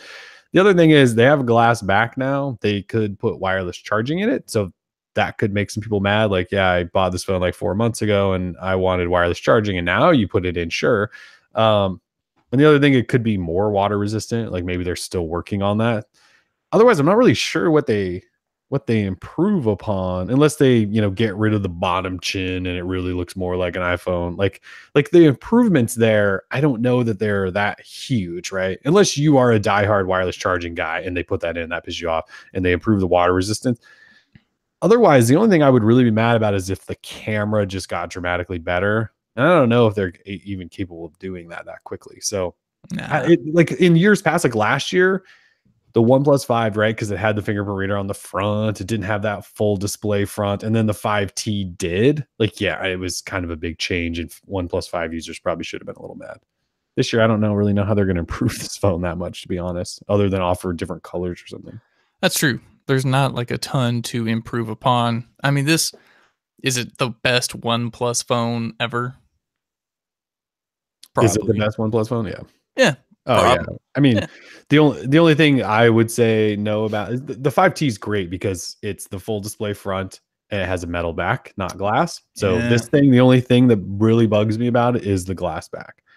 And it's just because I'm so like right before the show, went upstairs, took a shower, got ready, and my bathroom counter is kind of like a slightly rougher tile. I don't really know how to explain it. And I was like, I can't even put this phone down on my bathroom counter. Like, you already scratched it? Well, no, I didn't. I had to like put it down on something else, right? I gotta grab the towel off the towel rack and put it on. Like, that's stupid. I don't want to do that. Yeah. And I know I could wear a case. I don't use cases. I hate cases. So that's the only thing. I don't want to, every time I set my phone down, like question, like, well, I might scratch it. I'm just gonna get that new black with that kind of matte fin, you know, like, oh man, glass too, though, with the teeny tiny holes in it to make it corrosive and whatnot. Ooh, baby, sounds awesome. I kind of want to read that so people can actually hear what you're talking about. So he's talking about the midnight black, which is like a matte finish underneath the glass because it's underneath. OnePlus explains it as, we used corrosion on the surface of the glass to carefully create countless tiny holes, allowing the layer beneath it to permeate through the glass. It's really funny. Permeate. Yeah. So anyway, yeah, I'm with you. I don't think there's like really any compromises. I also, somebody in the chat said, look, if you need a new phone, you need a new phone. You buy what's good today. I tend to kind of agree with that. If you're constantly looking forward, you're probably just never going to buy anything. Except the Pixel 3 is coming. Pixel 3 is coming, guys. Do not buy any phone. I mean, seriously. Yeah. Pixel 3 is going to be the truth. It probably is. It probably will be. So I think that's it with the OnePlus. Like I said, we'll have tons of content coming surrounding us. If you guys want to know anything in particular, just let us know. OnePlus did announce a second product at the event. It was a little awkward, but it was called Bullets Wireless, their new earbuds. So OnePlus, for those not familiar, has made their own earbuds for a number of years. They're called Bullets. I wore some like a couple weeks ago and they were not comfortable. Like I needed some just simple, cheap earbuds. And I was like, oh, I think I have some OnePlus ones from a couple years ago. I pulled them out and wore them. They hurt my ears. So These ones though are wireless, and they kind of have like the collar-y thing that goes around and Can't sits on your stand that. neck. It's not quite as big as some of those like LG ones, and then they are wired and they come up into your ears. And I think they're like sport ready, so like you can sweat them and things like that. They fast charge over USB-C. They're Bluetooth buds. They cost $69 though, which is a pretty good price. Good, yeah, I mean the price is pretty good. They use Qualcomm's aptX, which is their like audio codec that should produce, better sound. And what do they have, like energy tubes in them or something? Yeah, energy tubes with some millimeter driver, et cetera, et cetera. Sweet. They're $69 buds. They're not going to be great. I mean, they probably, like, we haven't tested them or anything, but why are we calling them wireless? I hate it when companies call something wireless and they have a huge wire on them. Like the collar thing. I'm not a fan of the collar. I hate it. I would rather have like an AirPods rip off. You're ripping Apple off for everything else. Why not the AirPods? Because those are cool. Well, so there's this confusion in the industry of wireless, right? So wireless has meant for the last couple of years, so Apple screwed this all up, right? So wireless is meant not attached to your phone, right? So wireless, Bluetooth. And that's why like Apple and some of these other ones are now calling theirs true wireless. True? No. I think is the proper term for those. And I'm with you on that. Like if we're doing it, why aren't, like AirPods are not AirPods. I mean, Pixel Buds, not true wireless because they have that stupid cord between them. Yeah, we want AirPods. There is, I mean, people are saying they are Bluetooth, not 3.5 millimeters, so they are wireless. No, right. Bruh, they're not. Look, there's a massive wire connecting them, and you have to have it around your neck. That's wired. Right. Sorry. Yeah, and you're right in that, but I think the industry, wireless just means Bluetooth. True wireless means no wires at all. I refuse to say true wireless. When wireless speaks for itself, wireless. So $69. During the presentation, they tried to sell it as being Google Assistant integrated. But David Ruddock from Android Police like tweeted out right afterwards, like, I had a demo with these and they don't have Google Assistant built in. You like press the button and it might launch Assistant, but it's not like is there like two of you now? Did you get disconnected? Oh yeah, I got disconnected hardcore, but thankfully I was able to jump right back in. Anyway, is it auto again? Like, can everyone see me when I talk or not? No, still not flipping. I wonder why that just broke like mid show. I mean, if I click on you like I did right now, man, it's whatever. Oh, awkward. Anyways, the Google Assistant integration is apparently faux assistant. It's just like normal assistant integration. It's not like the Sony headphones that got updated this week with real Google Assistant or like Pixel Bud Assistant where it'll read notifications back to you and there's all these special commands. These are apparently like you just long press a button and it'll fire up Assistant, but not in the way they kind of maybe described it. Oh yeah, that's right. Big old controversy drama. Google Assistant. Google Assistant in the headphones, yeah. Maybe not real there. All right, anyway, that's OnePlus stuff. So we have one. We'll do that full review. We'll let you guys know what you think. But like I said before I ever had the phone, it just seems like a no-brainer purchase. Interesting. All right. I say wait for the Pixel 3, but well, yeah. The other thing is budget, right? If your budget is $500, $600, the Pixel phones won't be that cheap. No, that's true. Good point. Fine point. All right. You want to talk about the LG G7? Oh, you had one. Let's share some thoughts on the G7. Yeah, so we got the G7 ThinQ early last week, right before Google I/O kicked off. And so I've been using it since then, basically. Gonna have full review coming up here pretty soon, just so I can get it over with. But here it is right here.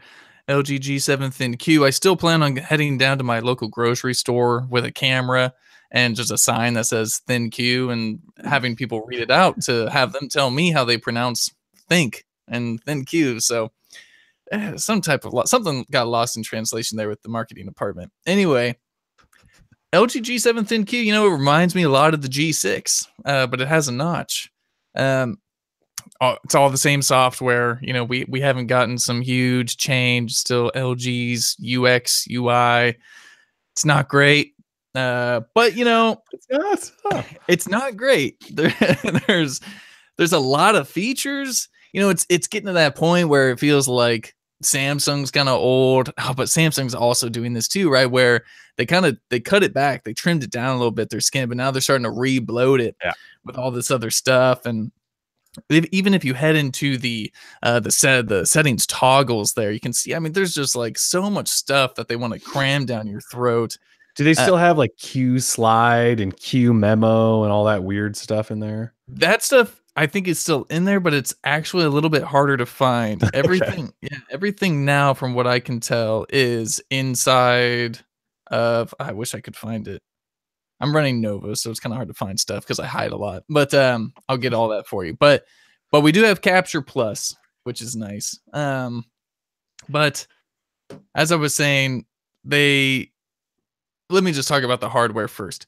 The hardware is nice. On the back, of course, you have the glass. You have the fingerprint reader, which is now just a fingerprint reader. It doesn't double as a power button, which is one of the things that really, I think, annoyed Kellen, at least, and myself with LG phones. When you would go to, say, lock the phone, but it read your fingerprint instead, and it was sort of a mess. Dedicated Google Assistant button on the left side there, below the volume up and down. Very nice little button to have if you, since we don't have squeezy sides. Yeah, do you use that button actually? I do. I actually have found that it goes off accidentally, but I'm okay with it because at least it's Google Assistant and not Bixby, like on the Samsung phone. Like on the Samsung phone, I just instantly disable that. On this, I actually don't think you can disable the button. I'm sure they will offer that, but yeah, not there at the moment.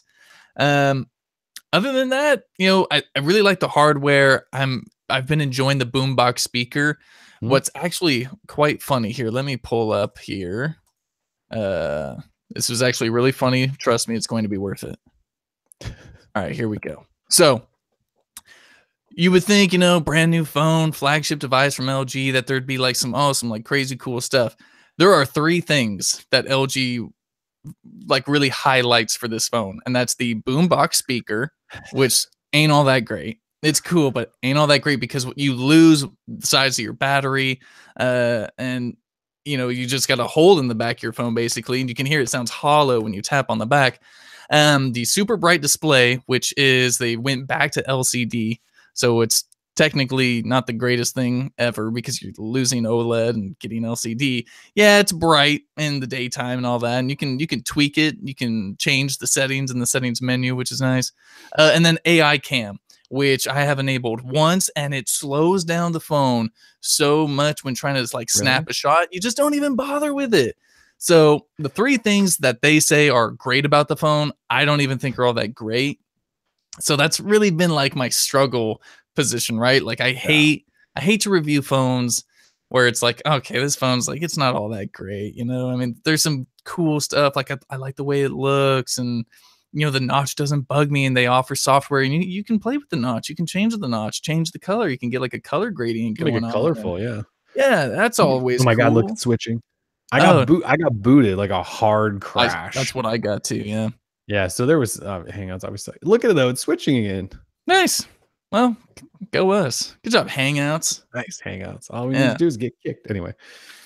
So to go from the, you know, V30, I thought last year in the V30, I thought LG was like, okay, we are like on the brink for LG, dude. Like they've got the hardware. Now all we need is the software. Oh my God, they took a step back. They gave us, I mean, even with the notch, we've still got solid bottom chin here. Solid bottom chin. And not only that, the space between the display and the bezel, you know, there's kind of like that black border around it, that exists.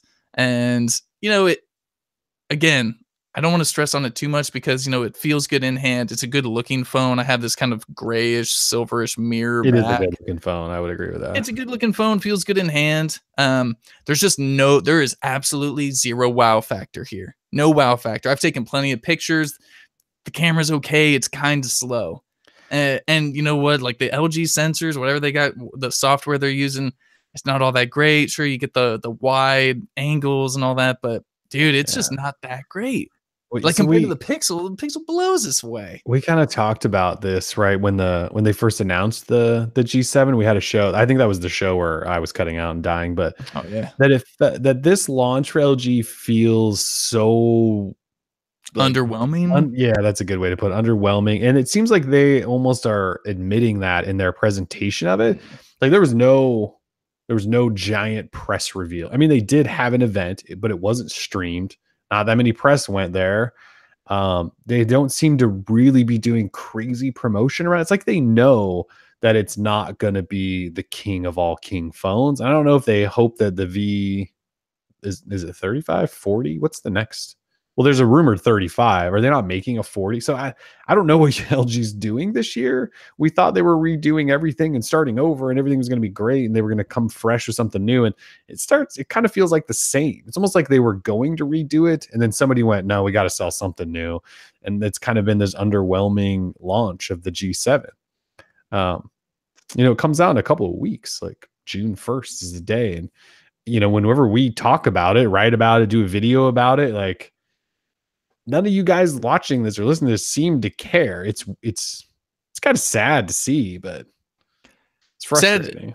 Yeah, I thought they would have. I mean, they have a new head of their mobile business, and I thought maybe we were going to see some like drastic changes. And for this to be the phone that there was like tons of hype about, right? Like LG killed the G7. We're gonna get a rebrand, and they started from scratch. There is no effing way they started from scratch, and this is like what they came up with. You know what I'm saying? Like, it's got a boombox speaker, so yeah, you're playing some music, cool. You put it down on the table, it gets a little louder. Oh, cool.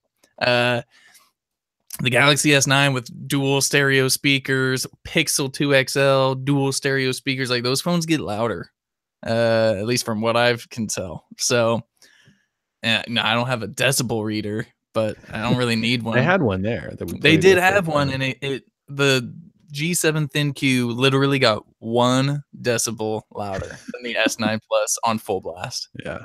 So everyone in the chat says it's not switching on their screen, and I'm watching the video over there, and it's not switching. It's switching for you and I again, but not over. Honestly, guys, just listen to the audio. Yeah, just shut us down. It's Friday. Go enjoy your weekend. If you're watching us at work, there's a problem. You're not doing anything. Get out of there. Tell your boss I said it's a cool. Yeah, see, everyone's like, it's just Tim. It's just Tim. That's fine. I just give up at this point. Just give up. All right, yeah. I got it clicked on me. All right. So again, for me, it's only ever on you unless I click on myself like that. Now I got me, but I just have it on you. Yeah, it's super weird because I guess because I'm the host, it flips for me to show me who's talking, and that's usually how it shows in the YouTube window. Oh, now it has no idea. Like I've been clicked on me for a while, and like I'm watching the stream over there. What if I click this one? It's because there's like 4 versions of us that open at the bottom now, and like Hangouts has no idea what's going on. Yeah, TechX, Tim, will you pay for my day at work? Nah, man. Nah. Sorry. So it's like just you full time. I can't even switch it to me now, just so you know. Oh, sweet. Well, hello everyone. This is where the magic happens. The rest of the show. I got a Godzilla poster. I got the freaking Builder in Chief. Clown. Good stuff. All right. Well, anyway, I'll just keep talking. All right. It's switching on my screen, but it's not for them. Whatever. Maybe it will in the final product. All right. So G7 review maybe next week. Sure, you talk about that. Oh, G7 full review. Yep, next week. Shooting for next week. Early next week. Look for me for the tips and tricks. I mean, the phone's not even launching until early next month. Right. So, there's kind of not like a huge rush, right? Because right. There's not a huge rush, but I still want to get off this phone as quick as possible. So there is sort of a rush. Yeah. But so expect next week to be big LG G7 ThinQ week. Kellen travels next week for a day, but then we'll be back and ready to rock. All right. So speaking of next week, Htc U12 Plus. Well, the name's not official, but we're pretty sure that's what HTC is going to announce next week on Wednesday. I believe it's Wednesday.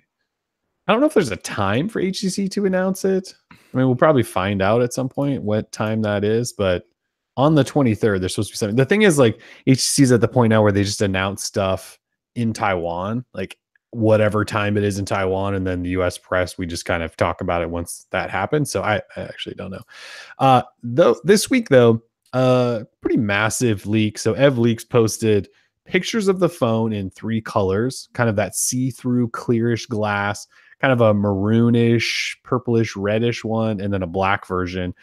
He also posted up what are clearly press spec sheets, because it says like at the top says like embargo and like lists everything. So somebody in the press just handed EvLeaks the exact spec list. So we kind of know just about everything that's coming in this phone. So you know, it's obviously spec'd out. We know it'll have like HTC always throws in all the specs, right? So it'll have Snapdragon 845. They finally put 6 gig RAM in the standard model, which is great, and 64 gig storage. There will be a 128 gig version. It has boom sound again. They went 6-inch Quad HD Super LCD 6. So they always go with them LCDs, even though I think we're mostly fans of AMOLEDs around these parts. It doesn't have a notch, so if you hate notches, you should be happy with that. Has a dual camera setup on the back. And for those who probably just don't know, because you probably haven't bought an HTC phone in a while, HTC's been putting some of the best cameras in the business in their phones the last couple of years. Like the U11's camera was really good, and just no one knows because no one bought the phone. But so the camera could be really good. I don't know how they'll do with a dual camera setup, but could be solid. It's got what's it called? Edge Sense, the new squeezy thing. You got it's it. got Edge Sense version 2 with some extra stuff. There's a hint of pressure sensitive buttons on the phone, which could be kind of fun to tweak, play with that stuff if you care. Android 8.0, HTC Sense, 3500 milliamp hour battery. What else? USB-C, no headphone jack, but they usually include their Usonic USB-C earbuds in the box, which are actually pretty good buds. What pisses me off about HTC, and this is a USB-C problem, they've programmed them so that there's like basically a chip in there that only lets them work with HTC phones. So I have HTC USB-C Usonic buds in a drawer over here. I can't use them unless I use an HTC phone. It's really stupid. Is everyone just staring at you? Yeah. And like my shoulders are hurting, so I'm trying to like work them out. And they're like too much. I can't switch it. I tried. Here, I mean, now I've just clicked on the one that's like a blank Droid Life. We'll see if it gives people that. It has IP68 water and dust resistance. So it's got everything. It looks great. Like I actually think the phone looks pretty good. It's got everything you would probably want in a phone. You know, it has HTC Sense, but their Sense has gotten somewhat better in recent years. The only problem is, like, I don't know that we expect it to be sold on a carrier. Maybe that's changed, so you have to buy it unlocked. People just in the US don't do that. This phone is set up for failure. That's kind of the way it feels. Like, we'll obviously find out those details next week as in terms of how they plan to sell the thing. But you know, and if the past couple of years give us any sort of idea, you're right, it is kind of set up for failure. Which is too bad because it looks great. Exactly, which is too bad. If they bring that option with the see-through back, finally, you know, they screwed us last year on that U11 Plus. That's what I want to see, all that stuff. I want to see those workings. I want to see those coils for the wireless charging or NFC, whatever they got going on back there. So I want all that.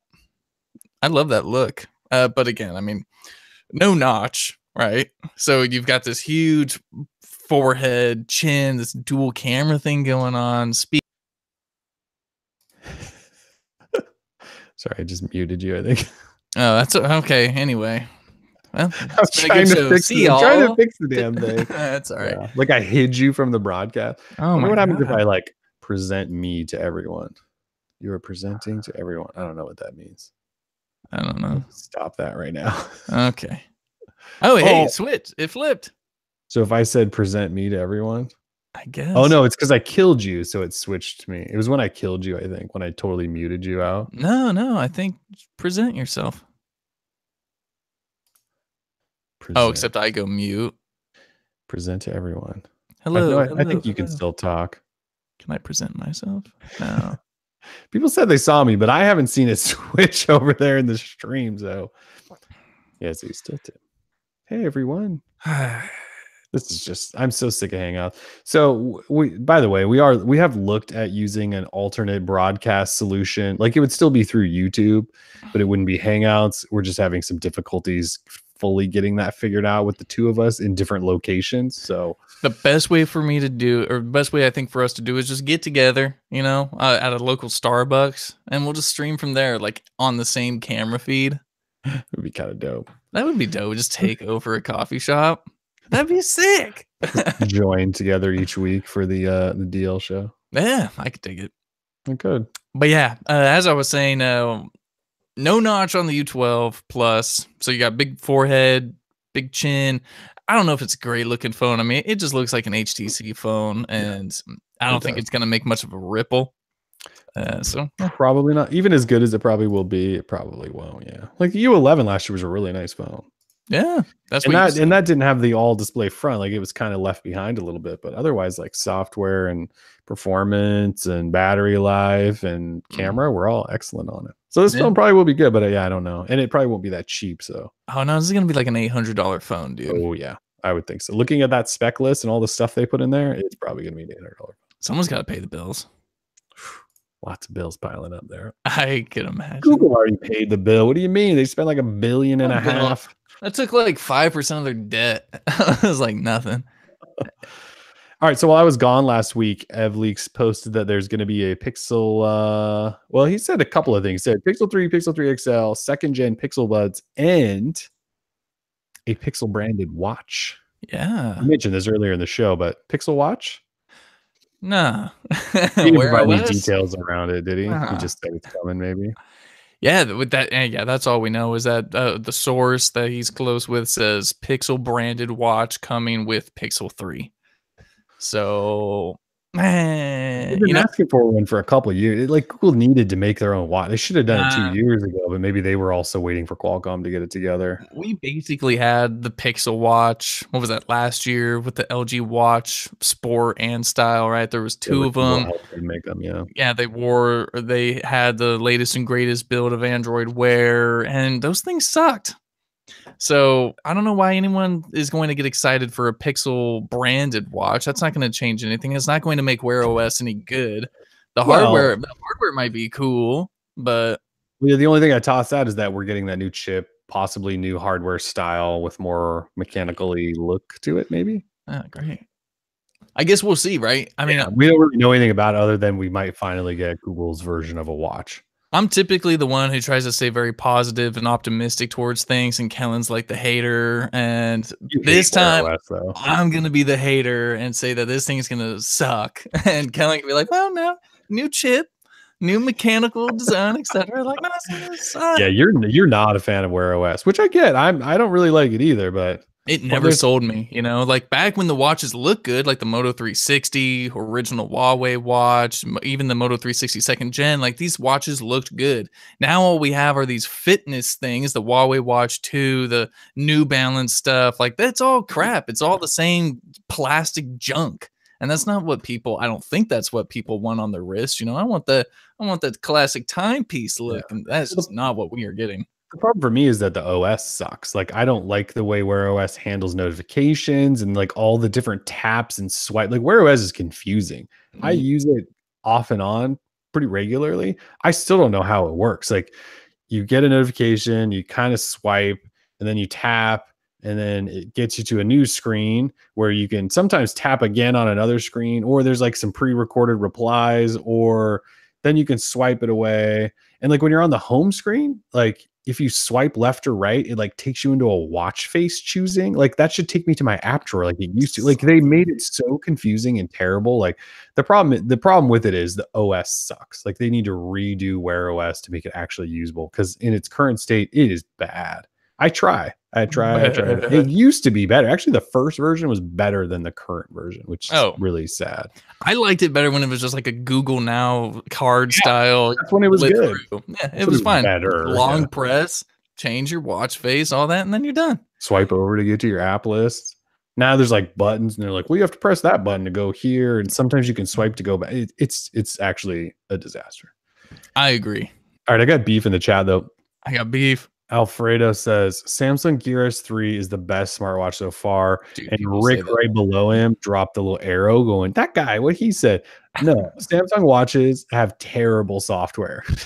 And what I say is app integration is what's the problem there. So For example, the biggest running app on the planet, I think, is probably Strava. You can't use Strava on Samsung watches. It doesn't work. Like they don't have a third-party ecosystem. It's terrible. Like I think Endomondo's, this is just one example, right? It used to be just Nike. Like the first couple of Gear S smartwatches, they built in Nike's running software. And if you didn't use somebody else's, you were just screwed. Like that was the only one you could use. And so the app situation on it is awful. Like at least Wear OS, most apps just kind of have some sort of Wear OS integration where they kind of work. Samsung, like while the battery life might be better and they have the cool twisty bezel, the app support on them is terrible. So that's my problem there. Like Samsung created probably a better watch platform in general. And their watches do look pretty nice and the hardware is great. But for whatever reason, they've never pushed like to bring in more app people. See, like S Health's on there. Like I don't use S Health. That's your problem. Yeah. S Health is awesome. Bixby's probably on it, I bet. I don't know. So I think their watches are fine. The problem is there's no apps. Like there's no apps at all on them. That's the only problem. I think there's too many apps, like that's the thing. I guess maybe I like the tech and all that, but maybe I just don't want a bunch of apps. Like I don't want to be that connected. I don't know. Plus anyone who runs, more than I do, which is like none, maybe they have need for like a fitness device. And I guess I just don't. I don't know. That's why I wear this Garmin. Yeah. If you're going to drop the dough, get a real fitness device, don't rely on Wear OS. I would love for this to be like if the new Wear watches last 2 or 3 days, even because this thing lasts like 2 weeks, I charge and it has some smarts, like I get notifications and stuff.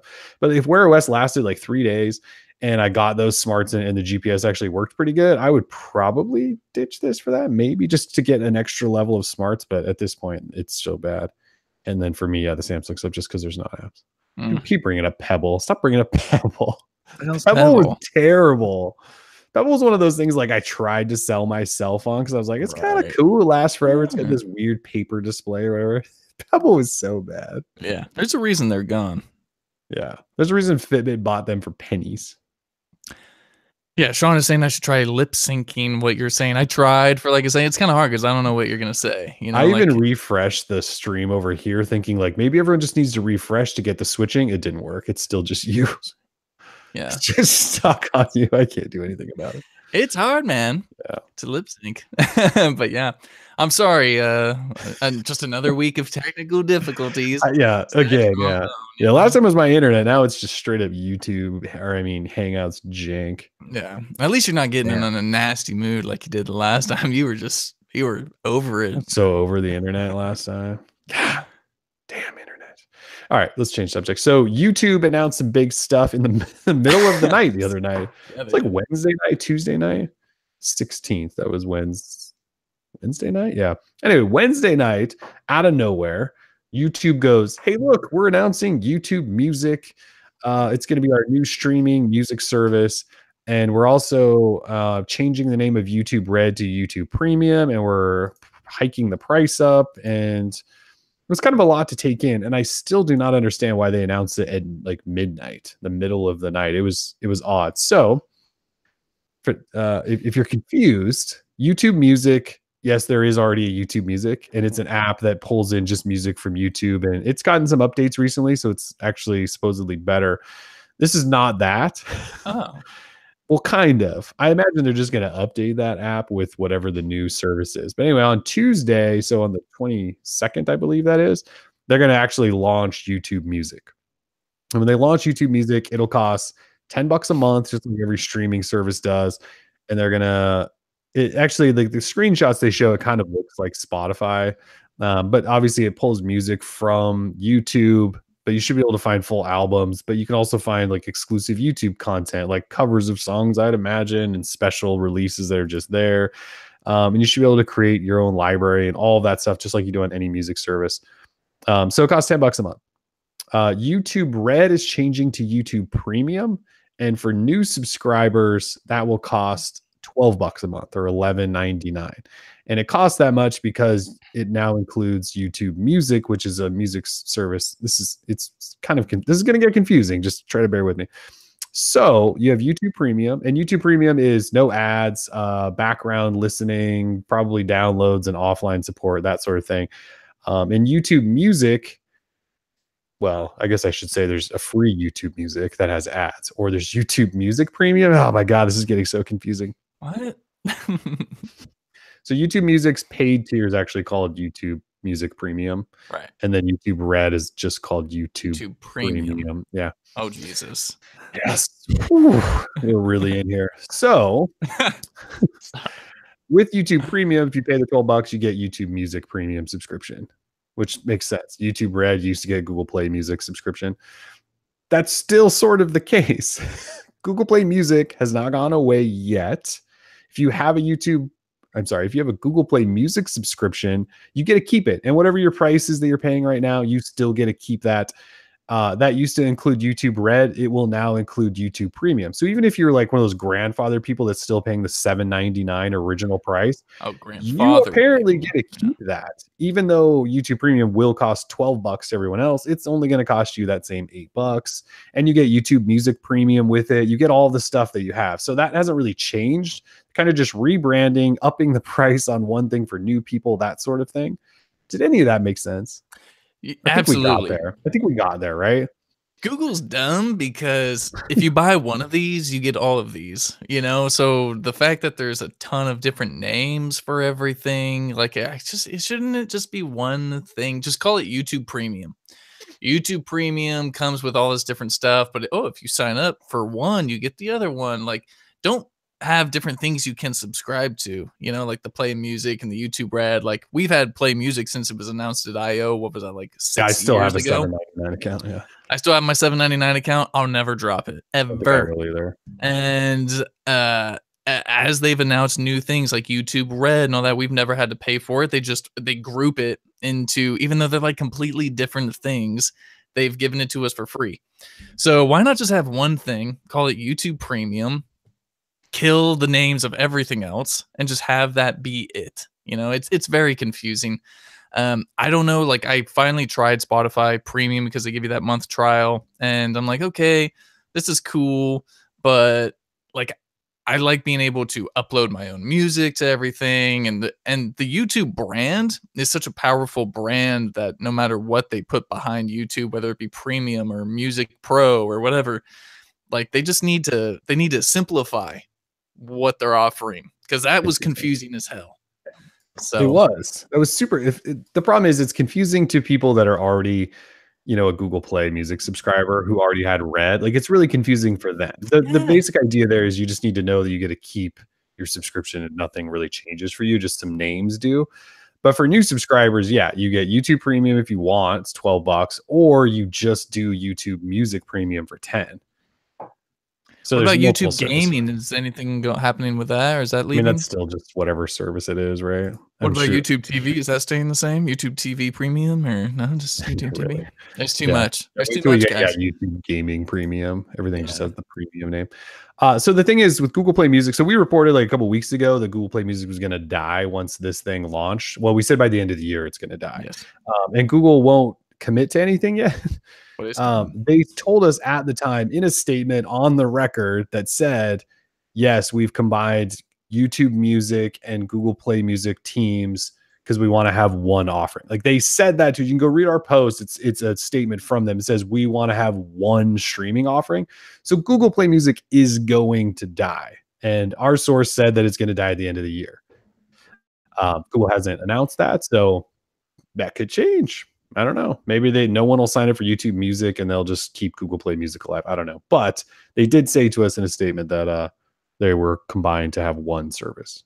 And it makes sense. They don't need two music services. That's dumb. And they should just use YouTube because everything's on YouTube. Like, the YouTube Music thing actually makes sense. I don't know why they didn't do this from the get-go. I don't know. I'm not big on mixing my chocolate with peanut butter, you know? And YouTube Music, I guess I've never understood it, because YouTube has music, but it's confusing to me because Google has Google Play Music. I'm just saying, out of the gate, they should have not had Google Play Music. They should have just said, we have YouTube Music, because that's where all the music already is. Right. I totally agree. Stupid of them. Yeah, it's just, it's very complex. And Yeah. All right. yeah. Okay, so another quick news, and then we'll wrap up because we're about damn 2 hours, and everyone's been staring at you for the last hour. I tried clicking on you, hoping it would change because I think I'm in control now. I don't even know. No, it's great because as we're talking on my screen, it's totally flipping, but for no one else. So, Okay.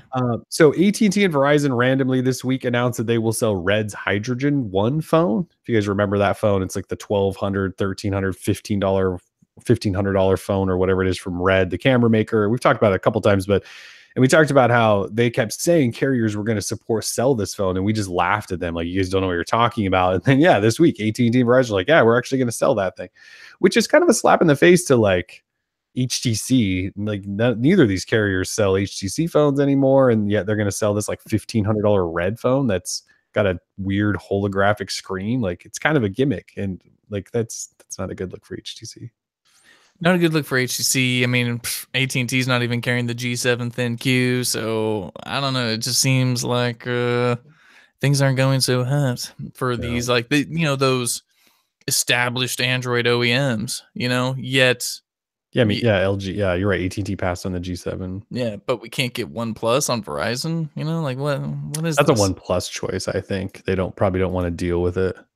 It's expensive to get certified for Verizon, I think. And why is Red doing it? Red is making a phone for 5 people, and no, these carriers are carrying it. Like we're actually excited because we're just going to be like, "Hey, AT&T Verizon, can we get a review unit?" Exactly. Out here buying $1,500 phones with holographic displays and whatnot. Modular holographic phones. No, with $700 camera attachments. Get the hell out of here. I'm not Michael Bay, so. All right, and then finally, this happened also last week while I was gone. Verizon, they didn't even really announce this. People just discovered it, I think.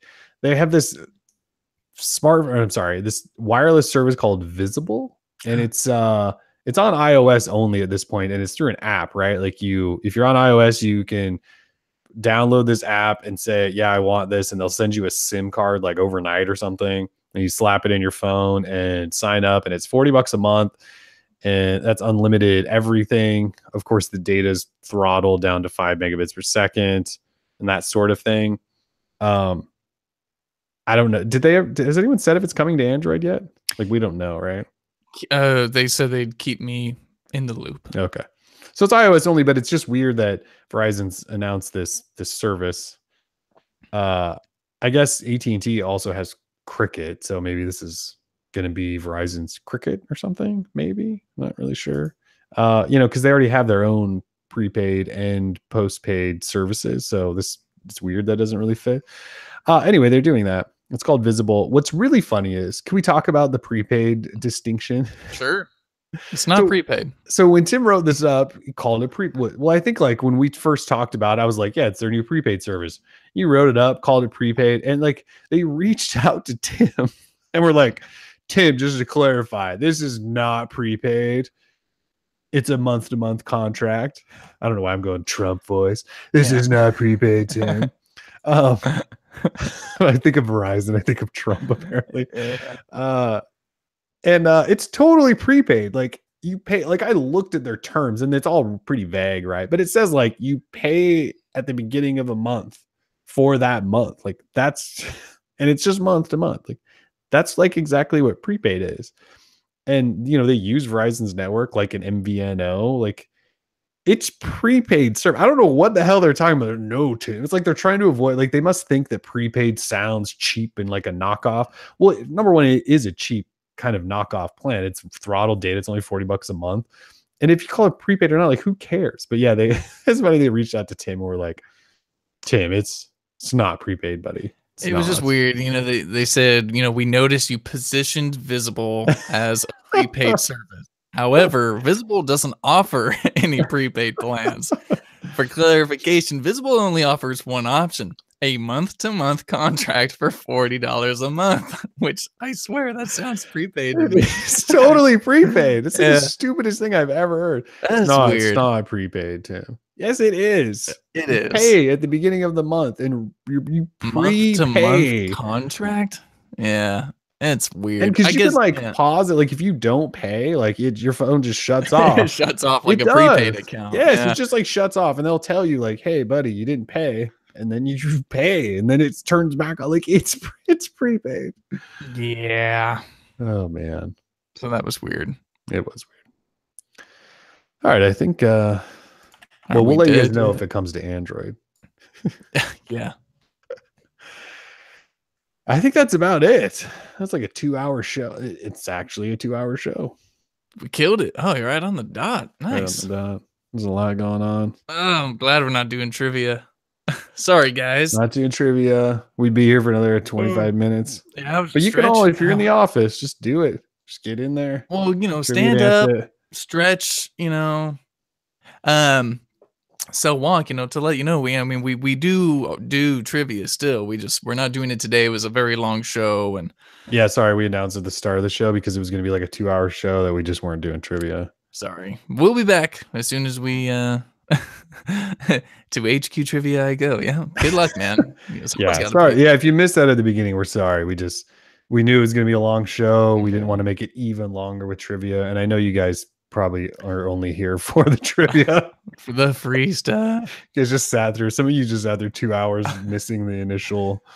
That sucks. That's all right. Next time we don't do trivia, we'll just like every 10 minutes in the show, we'll just be like, hey, just so you know. We'll have a running banner along the bottom. Yeah. No trivia. Yeah, that banner probably won't work though. It'll just stick on the banner for the whole show that says no trivia instead of flipping. Yeah. So yeah, sorry everyone that came in late. One question only. One question. Name every single phone that Android P beta is available for. Oh, wow. I couldn't even do that. Well, yeah, probably could. But I couldn't. There's like some like Vivo phones in there. I have no idea what they are. HD2X thing. I could do the Oppo because they got the R15 on there, right? Yeah, the R15. OnePlus 6, Pixel 2, Pixel 2 XL. Yeah, you can't forget those. Essential. Oh yeah, Essential phone. It's that Oppo, or it's the Vivo phone that I probably just want to get. Because there's two of them. I don't know. Well, the Nokia 7 Plus. Oh, Xiaomi in there. Yeah. One of the mixes. Yeah, Mi Mix 2S. Yeah. Oh, here's a funny story. Mi Mix 2S. I picked one up fairly cheaply recently because I was like, I'm going to put P on there. Use a Xiaomi phone. The thing's ceramic and beautiful, and it's got the no notch, but all display front. So I get it. I've never used one of their phones before, right? And I'm like, all right, how do I flash this thing? They seem pretty open to it. No. You have to sign up at the Me site, create an account, which I do have one on there. Then you have to attach your phone to your account, basically like proving that you didn't just steal the phone and you're gonna like do whatever to it. So you do that. Then you have to unlock the bootloader, but they won't let you unlock the bootloader right away. You have like a waiting period. So most people on the internet that I've discovered got like 10 to 15 hour waiting period. 10 to 15 hours. That's not that bad, right? I got 360 hour waiting period. That's 15 days. Good. Like, I send them my phone number and they sent me a text that said, you're approved to unlock it. Like all these things said, like, you're cool. You can unlock it now. And then I plug it in and go to do it. And it goes, no, dude, you got to wait 360 hours. And then I was like, wait, maybe it just hasn't like reset since I got approved. Went back like a few hours later and it goes, no, you got 355 hours to go. Like, oh my God. So I can't even, I can't unlock it to flash the P beta. It's just, now it's like basically just sitting there. I was going to like flash it on there and show it off and it was going to be cool. And that sounds like the worst thing ever. Yeah. I'm not even sure what to do. And I did find some people that were like, yeah, I have to wait 10 days. So at least days. I'm at 15 days. They're screwing you. Yeah. It's insane. I would probably try again to see if maybe I got expedited service there, but it's like a countdown. And all these people on like XDA were like, yeah, and don't unattach your account from the phone because it resets the clock. I was like, oh my God. That's painful. Yeah. Pretty brutal. So don't buy the Xiaomi Mi Mix 2S. Don't do it. All right. Anyway, anything else? The last thing I wanted to talk about is that Epic Games did give a sort of a estimation on when we can expect Fortnite for Android, and that is this summer. So in March, we heard it was coming soon, and now it's this summer. So here we come. Here we go. And we got Battle Royale, Blackout coming for Black Ops 4. Oh my God. It's going to be sweet, man. Hopefully. Yeah. Revive COD. Someone's got to do it. I mean, the franchise is dying, my friend. Franchise. Vigilante Fart Night. You, dude, get banned. No one can talk trash about Fortnite in front of me. Yeah, see, so like Ben in the chat's like, Fortnite will probably be dead by then. It's gonna be really hard to kill a game that popular that's free. Like that's the thing. Free, and they update it all the time. Like that's the thing. It's free. Are they ever gonna charge for it? Like PUBG, you have to pay, don't you? They make so much money from the game. They have like in-app purchases, basically microtransactions, and the skins. You know, for like one skin, you're paying like $5. Some are.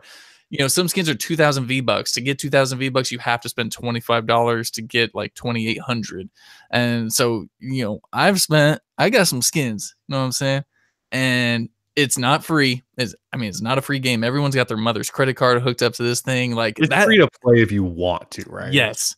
That game has to be an ATM machine for Epic Games. Like they've got to just be making so much money because every game you go into, you only see skins. And the only way you can get V-Bucks is to either buy a battle pass where you're earning V-Bucks to go along, which is again $10 or $25 depending on what tier you get. All it is money.